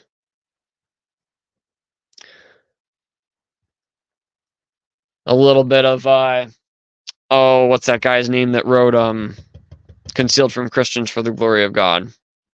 G. John Rov. A little G. John Rov there for you. All right, so Sifted Sands, okay. Liar, and Christmas is one time he has done a doozy with a lot of lies over time. Absolutely. Personally, I believe that any holiday that isn't about glorifying God is incorrect. If someone is celebrating Christmas in a godly way, then I wouldn't have a problem. Yep. Oh, by the way, if you want a good thing for the holiday time, I've mentioned it before. Do I have it here? Oh, please, please, please. Of course not. Oh boy, whatever. The Ancient Origins of Modern Holidays. Check that out. Ken Johnson. Go to our library. There's other awesome books there too. BibleVersionConspiracy.com/library. And if you see any broken links there or anything that doesn't work properly, please tell me and I will fix them myself. All right. The only stained glass I saw was under Bishop of Durham link. Yep, I think that's probably it. Revelation 12:6, but this thou hast, that thou hatest the deeds of the Nicolaitans, which I also hate. Yep, there's deeds and there's doctrines of the Nicolaitans. Let's see. And yes, Balaam means destroyer of the people, and in languages it is very closely linked with Nicholas, which Nickler means destruction of the people or conqueror of the people. So guess what you have when you have this order coming down? You have your entire world comes down on the people. You're conquering the people by telling the people, we're here to help you. We're here to make everything equal. We're for the common working man. Sound familiar? Charged with holding the error of Balaam, casting a stumbling block before the church of God by upholding liberty to eat things sacrificed to idols, and as well as committing fornication. Yes, and they put a emphasis on living in luxury and on licentiousness. So, wow, it just gets so. I tell you what, guys, wow, it just blows my mind every time I think about this stuff. It's got to go from making sense inside my head to making sense as it comes out of my mouth. All right, so actually, let's see. Actually reminds me of Titus 1:16. Christians, those who profess to know God but in works deny him. Clinging to John 3:16. And now all sin is greenlit because it is under the blood.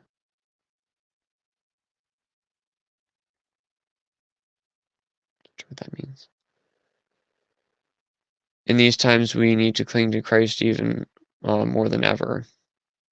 A rock in our high tower. I read 1 John 5 this morning as part of my Bible reading, and 1 John 5:7 so beautifully fits in where you're reading. So obviously the Word of God. Interesting. I like that. Thank you.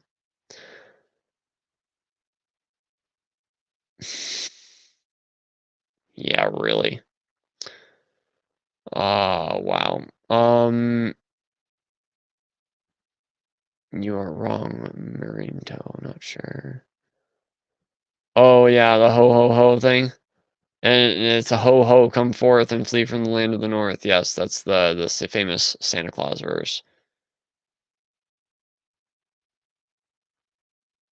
I blame the Jesuits for the modern Illuminati.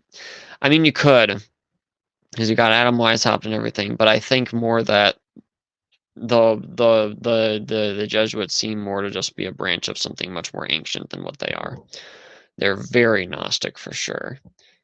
They're all about knowing things about people. If you've read the Jesuit Conspiracy by Leone. Some say the Antichrist is Gilgamesh cloned from the DNA found in the tomb of Iraq, found in 2003. It could be. It's also been claimed that Judas will be the one who's resurrected. There's a very good case for that. I really don't know. But as far as I'm aware, we're not supposed to look for anybody whose name numerically lines up with 666 until after the 10 kings are established. John was very clear to that when it came to Irenaeus. How about Krampus? How about all the Krampus folklore? Yeah. And it seems like he just kind of fused in with Santa Claus too. Because now there's nothing really what? There's no punishment now. There's just Santa Claus. He's just happy and nice and brings presents and stuff like this. But remember, he's got a great big bag. I'm not sure if Santa Claus always had that bag. Krampus used to have a big bag, and he would throw bad children into it. What did they turn into toys when they were in there? Or did they turn into coal?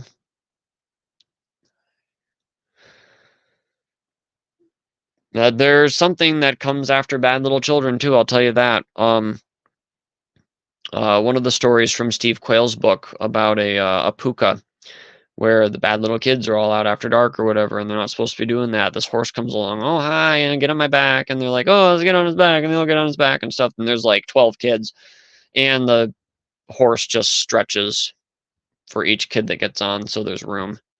It goes galloping off. Yeah, we're not listening to mom and dad anymore. They don't know what's going on. And horse ends up jumping off a cliff with all of them on his back. So they all become part of the missing 411 phenomenon, I suppose. Let's see. And yeah, Krampus, you've got your bag of switches. And that doesn't get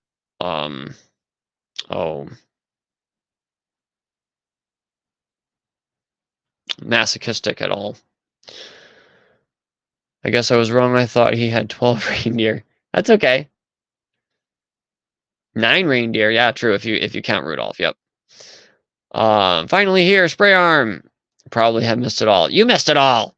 You know what you're gonna make me do, Spray Arm? You're gonna make me do a whole nother show after this one just for you. Just like you kind of got last week, which is okay as long as my voice holds out and everything. And it's only a quarter of 12. Let's see. Yeah, he went over some interesting things in this stream. Oh, thank you. Thank you for saying that, because I have felt like this was not as organized as it should have been. I try to do a lot of my studying the day of so that it's all fresh in my mind, but I just had a lot of distractions this week, and I've got like several different projects that I'm working on in the background besides the YouTube channel, and it's just a lot to juggle. I have definitely been de-emphasizing card-carrying Christians, and it's just there's just so much that I need to catch up on and do, and if I had the money, I'd hire somebody else to do it for me, but I don't. And it's fun. That's why I'm doing this whole thing. It's a vent for my creativity, my personality, and the information that I devour. So is this gonna? There we go. All right. I see the stained glass now on that page. Interesting. Bishop Westcott's cloak in the stained glass is only black and white, not scarlet. Mandela effect. Look at it very closely. I should have printed it off, man. Oh. I should double check. Now you got me second guessing myself, I'll be honest. But if you look at it closely, it does look black at a glance. But if you look closely at the highlights on it, they're red. So it's like a blood red cloak, if I'm not mistaken. I could be crazy. Mark Ward, Mike Winger, even, Michael Jones, whoever else, are all watching this stream, and they're going, this guy's such a knucklehead. And I'm just like, well, tell me I'm wrong then. Let's go. Let's figure this out. But these connections have been a long time forming, and yeah, it's been several years, and it's just all very neatly coming together. I just need to get it down neatly for you guys. Exactly, yes. Been here about 30 minutes. Cool. I've missed the whole thing. Colin, come on, man. I missed the whole thing. What's a brief synopsis of what I have missed? I would love to give that to you, Colin. I would love to. Let's go. Colin, brief synopsis. You've got Santa Claus being an elf. Wait a minute. Do elves exist or don't they? Well, if they do, we talked about that briefly, maybe there's something going on behind Santa Claus. You've got the Nicolaitan Gnostics. Let's start there. Nicholas of Antioch, an apostate that started Nicolaitanism in Acts. He's mentioned in Acts 6:5, I believe. In the early church, he was considered to be the founder of the Gnostics. The Gnostics ended up writing a series of books called the Pseudepigrapha. One of the Pseudepigrapha is the Gospel of Judas. The Gospel of Judas was very closely stuck with by Bill Schneblin. Bill Schneblin was part of the Illuminati. The Illuminati was founded on the Jacobins, and then earlier from them on the Gnostics. Their religion in the Illuminati is Gnosticism, so it all goes back to Gnosticism. That's why they accept the pseudepigraphical books as more scripture than the Bible, because they accept a lot of perverted interpretations of who Christ was. So, in the Gospel of Judas, Judas apparently recognizes that Christ is from another realm where an androgynous demon lord apparently reigns. And it looks like Christ is supposed to be this person in the Gospel of Judas. This androgynous form goes forward in Gnostic history and works its way into Christianity, works its way into our culture, takes over Christmas. Santa Claus, I think, is very likely to be based on, possibly, this is my theory. It's my theory. I can do what I want with it. Very possibly connected with a magician who has discovered key to eternal life and is focused on bringing in the corruption of the Saturnalia into our culture, which he has done a very effective job on. Also, communism and changing the word of God, like the Gnostics did way back when, and like they're still doing now, I believe. Links in with the New Order of Barbarians, 3 or 4 different spots. And basically, you have Santa Claus, your Nicolaitans, your Saint Nicholas, Nicholas of Antioch, not the Nicholas that we always think of. We have the other Nicholas, who is now, the 3 tiers of knowledge in occultism, where the common people know, oh, we worship the sun. And then the priest, oh no, we worship the power of the sun. And then the initiate, we worship the star Sirius, which is behind the sun.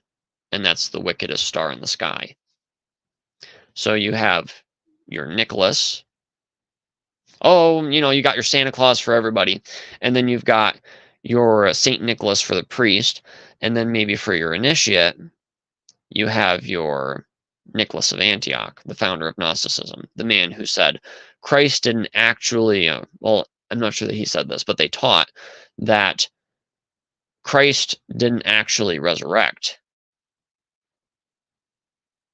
He spiritually resurrected, and we are in a resurrection state now in Christianity. So once you become a Christian or a Christian Gnostic, and you know what's really going on, and you're a Christian so-called, then there's no reason to marry. You're not married or given in marriage anymore, so all marriages are dissolved. You can't sin anymore because now you're in the resurrection state, so whatever you want to do is not considered sin. And that ties directly into your 1666 redemption through sin, your Jacobins, who go and link right up with your Illuminati once again. And then you have Westcott and Hort. Westcott and Hort, the good old Christian communists who were involved with a lot of cross-dressers. And that's what your whole Saturnalia was about. It all just connects together. So you got Brookfoss, Westcott with their communism, with their, according to D.A. Waite, their denial of the physical resurrection, which ties directly in with Nicolaitanism. I'm just rapidly trying to put this puzzle back together for you. there's a stained glass window, which is pictured on Brooke Foss Westcott's Wikipedia page. In this stained glass window, there is a banner that runs behind his head that says, "The Word was made flesh and dwelt among us." The Word was made flesh and dwelt among us. If you twist that into an Antichrist kind of way, and you notice that he's wearing a winter-looking cloak that is, to my eyes, you guys can tell me if I'm wrong. Somebody's already said it looks black.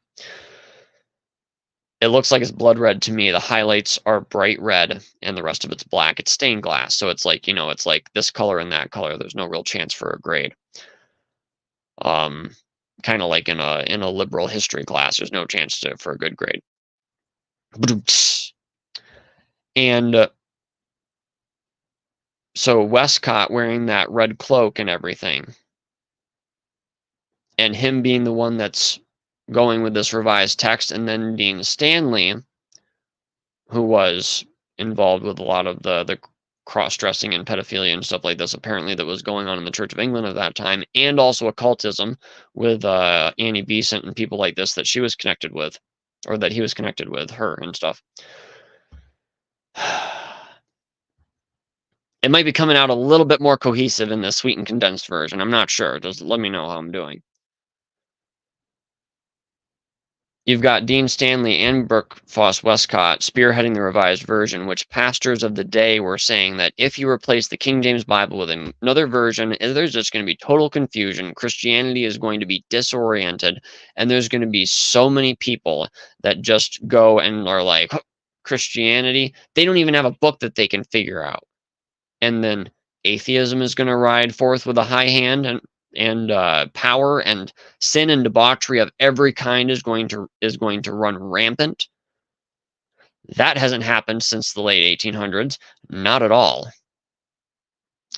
So your cross-dressing communist dream stems back to Nicolaitans working on the Bible. And on this thumbnail, Santa's pointing at the NIV saying, "I did that." That was not a stretch. What they saying here? We've got to revise the Bible. The Order plans to revise the Bible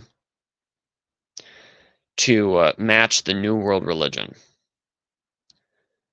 This New World religion demands that the Bible be changed in certain key places. And from edition to edition, we're going to make it move from one synonym to another until the actual word that we end up with is so far removed from the original word. But most people aren't going to matter. We don't have to change the whole Bible. It's just going to be key words, which is what this book and New Age Bible versions are all about. And Richard Day said in here that not only it might seem far-fetched that the church would even stand for the Bible to be changed by the order that is beyond communism, above communism, world-shaping, completely in control. All these things will I give thee if thou wilt fall down and worship me, as Satan promised to Christ. Richard Day said that Christians they're not just gonna only stand for it. They're going to help us do it. And there's going to be so few people that realize the Bible's being changed that it's not even going to matter.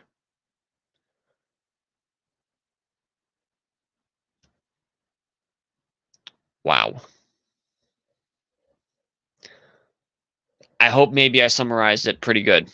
Like I said, every time that we make one of these live streams, there's going to be more in the future where we keep talking about it, because each of the things that I've talked about on this channel so far, like I came into this knowing that this rabbit trail alone could be a book, like an entire just a whole diatribe, an entire volume of just the things that I found in casually studying the subject.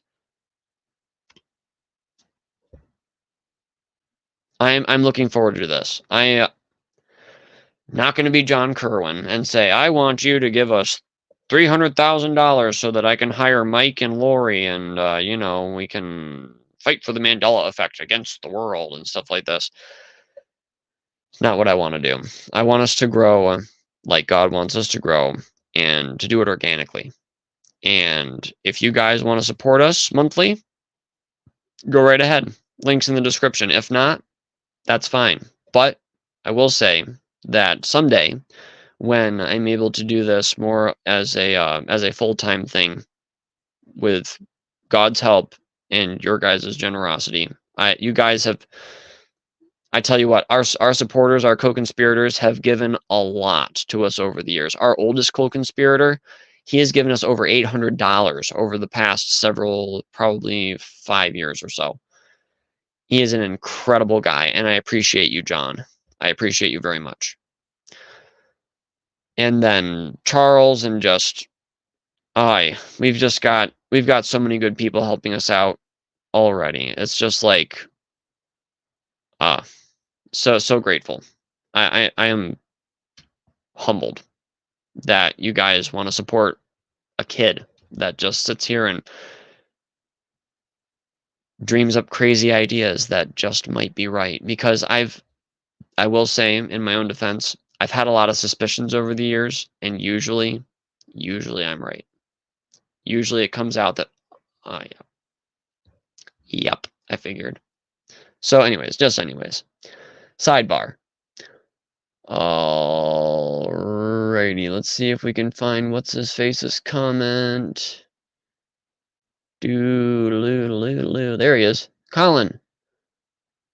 I commented on one of your videos asking your opinion on Hosea 4:6 says, my people are destroyed for lack of knowledge, but most people quote perish, and no versions say perish. My people perish for lack of knowledge. I've really got no idea. If you're trying to nail me on a Mandela effect thing, definitely shoot us an email. And what I would like, we're actually putting together an entire Mandela effect page with every little thing that I can find. And then the little, you know, a little bit of research that just blows the whole thing out of the water, because only a touch of research really just blows any Mandela claim out of the water. I've found everyone that I've even slightly researched, it's just like slightest touch of analysis, the Mandela effect bubble bursts. It's sad. The lion and the lamb thing is the most fun one that have gotten a lot on that one on a website. But the thing with the Mandela effect too is that since it's all supposed to be just residual evidence or what have you, and time travel or dimensions or timelines colliding or intersecting or what have you, since that is supposed to have done something to this, then guess what? The only reliable thing on this earth is your memory. So there's no need for research. There's no need for facts. You're going to reject every fact and every little thing that anybody ever researches or comes up with. And the problem is that you're stuck following your researcher who you're following because he remembers, oh, just like you did. And you are now in a Mandalite cult following your leader with this mass formation psychosis, because now you have no idea what to think. I'm sorry, Mandalites, but it's the truth, and it's sad. So, not saying that guy that left that comment was a Mandalite or not, but a lot of people do quote the Bible incorrectly. Sorry, I know it hurts, but it's true. Probably the one verse that has stuck out to me as the most misquoted verse in the Bible are the last few verses of Revelation 22, where it talks about not adding or taking away from the words. So like when somebody rattles those couple of verses off, I'm just like, actually, you just that's actually the other. Never mind. It's like, anyways, might be because of some reason why people think that Isaiah 6:11 says lion and lamb lay down with the lion should lay down with the lamb instead of dwelling with the wolf dwelling with the lamb. Yes, it got misquoted so many times that people are mistaken. And that's the thing too that I found is I've gone through a lot of Google books on the question of the lion and the lamb, and the earliest references that I was finding back into the 1600s, when I was looking at people who are quoting scripture or copying scripture, it's always wolf and lamb when they care about the text. The same thing with the paintings of Edward Hicks. 62 paintings that show the lamb and the wolf with each other every time. And the lion is with a bullock, and there's a bear, and the leopard's lying down with the kid in every single one. Even the early ones have the wolf and the lamb. All of them have the wolf being with the lamb. Every single one. And the reason for that is because he was a Quaker, and his style and everything was to go simple and to be exact. So when his art came in the mid 1800s, he was careful about those kind of things. Same thing with the quotations.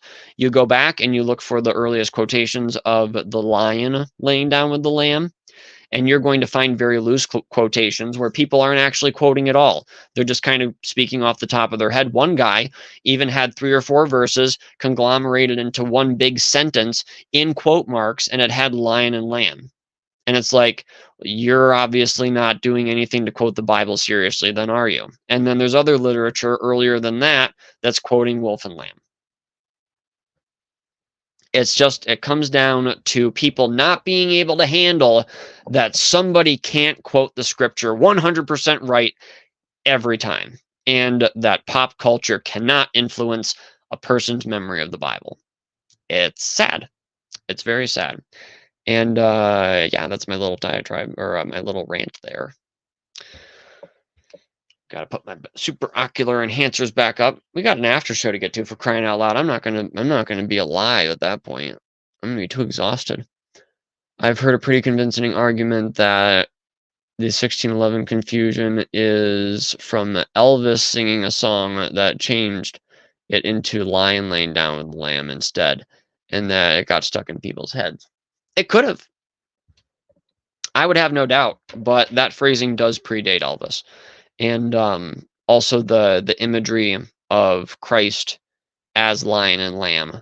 A lot of the time in modern Christian art, when you see a lion and a lamb, you just got to be careful whether it's referring to Isaiah 11 or Revelation 5.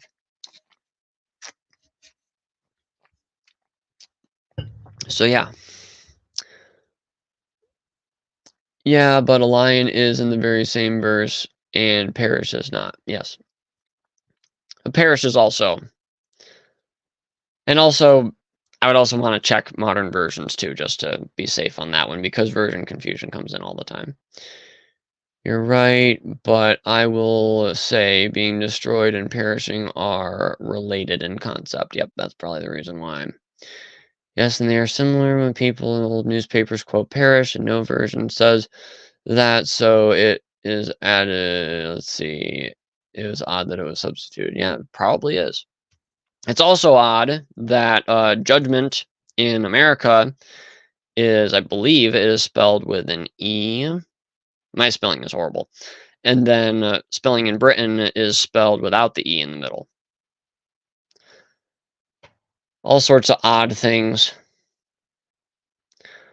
Residue for the Remnant has an interesting video about the parish misquote. So I'm sure. Thank you for the Mandalite ad.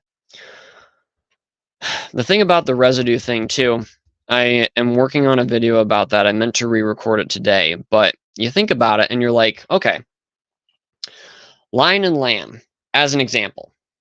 This will be where I'll finish up. Lion and lamb as an example. Art is mixed. There are 2 or 3 works of art that I was able to find before 1900 that have a lion and lamb idea. And then most of the modern stuff is, a mix of wolf and lamb, lion and lamb. It just depends on the person's accuracy. If they're going, oh, lion and lamb, oh, I'm inspired to make a painting. Or if they're going, oh, wow, I just read this in the Bible, wolf and lamb. It just depends.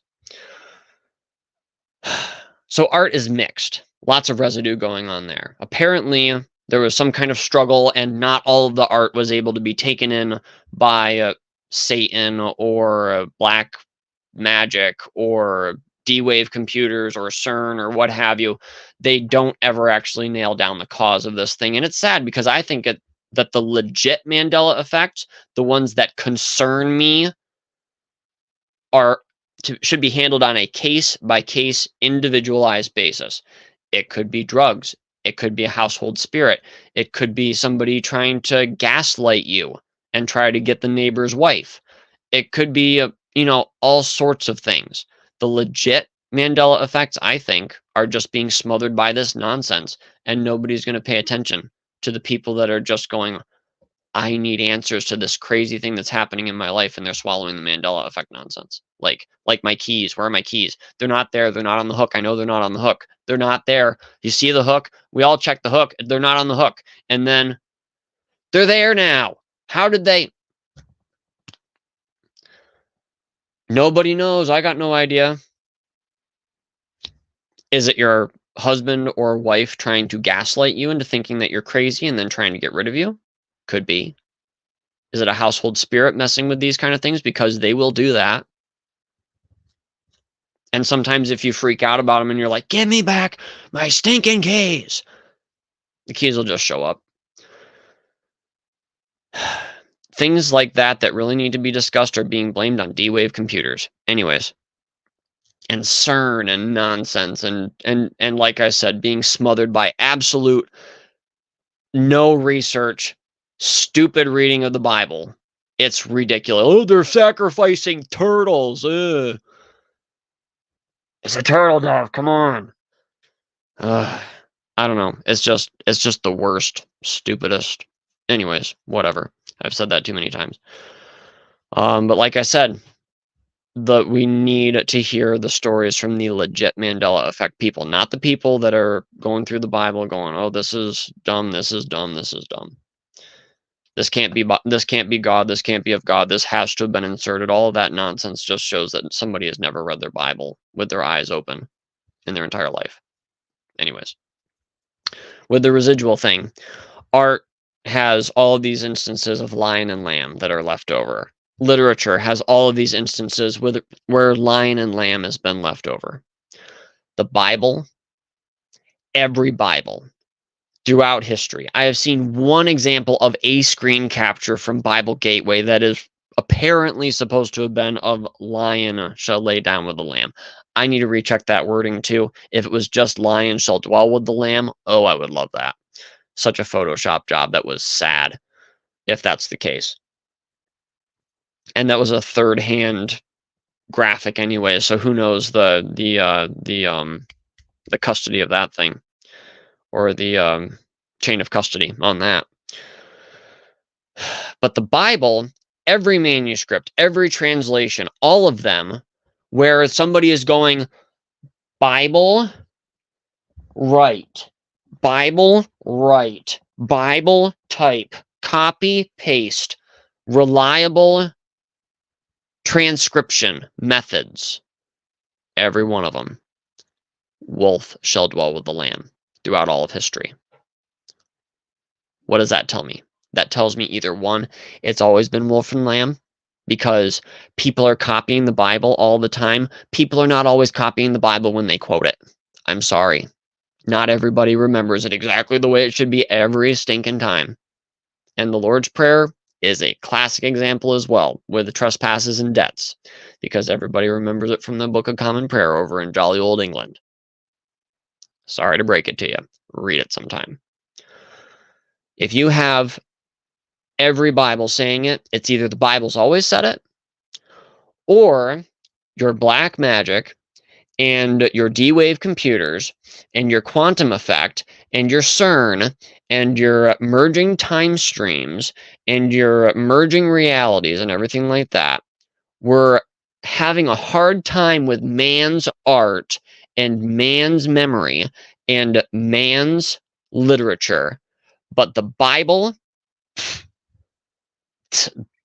there, they all say wolf and lamb now. Now we have to deal with all of the art and all of the literature and all the things that man's memory has constructed.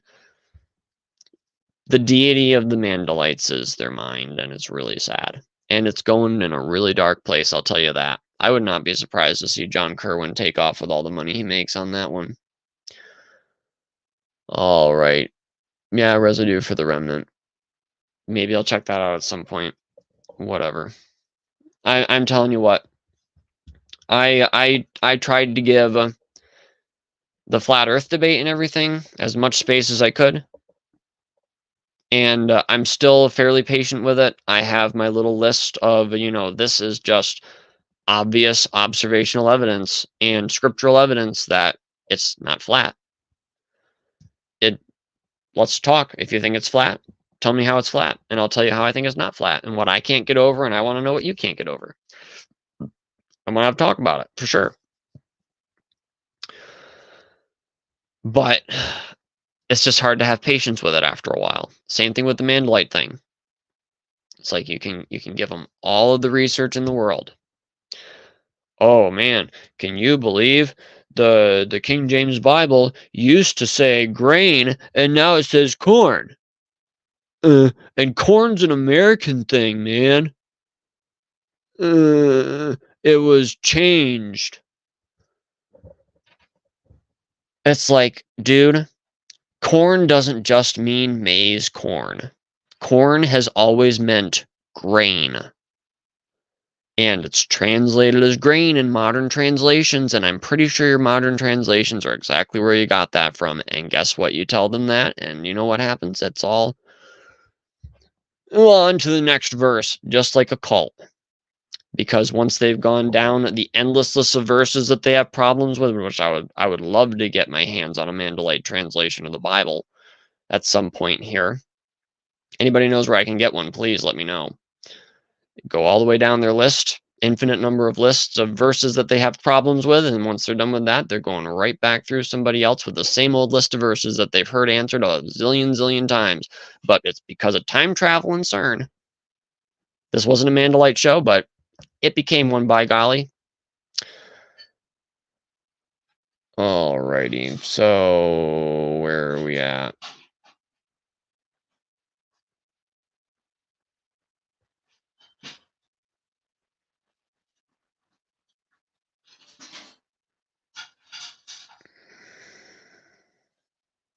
Okay. CERN is supposedly located on the ancient Temple of Apollo. Bullcrap. It's in Switzerland. And they had a king over them, which was the angel of the bottomless pit, whose name in Hebrew is, okay. Not sure exactly. Oh yeah, Apollyon. So that's why, because Apollyon means destroyer, and Apollo is a sun god. And it actually ties right into with what we were talking about tonight, with Saturn being a kind of a sun god, and then Apollo, and the destroyer of the people. Interesting. Anyways, I think we're going to wrap it up. Martino Berta. I can't read without my super ocular enhancers no more. I'm getting old. Martino Berto. I appreciate you coming on. You're on here fairly regularly. I appreciate you listening to me go on and on and on about my nonsense. And as we're trying to sit here and expose the Bible version conspiracy and stuff, and it seems like you're not necessarily a Mandalite, or maybe you are. I'm not sure. You at least don't seem too crazy, which is kind of interesting. I mean, I don't know. I hate to address somebody that I can't see, and all I'm seeing that represents you is a small little circle with your name next to it. So if you want to email me, email address is right there. If you want to talk more about the Mandalite stuff, if you want to check out some of the stuff that we've put together about the Mandalite things as well, add to our list, whatever you like. We're still building that out, but probably the thing that I put the most work into right now at this point is the whole lion and lamb controversy. And that is linked from BibleVersionConspiracy.com/Mandela Effect as one word. There's a link there to the lion and lamb page, and go on a rampage. It's got some stuff. You're going to see some stuff. And you're going to be like, this is starting to not make a lot of sense for the Mandalites. All right, we're going to end there. Read your Bible like the devil's after it, because it truly is a Bible version conspiracy. And let's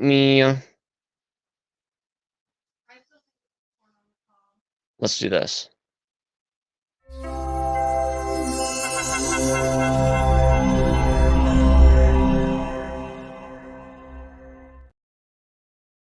Have a good night.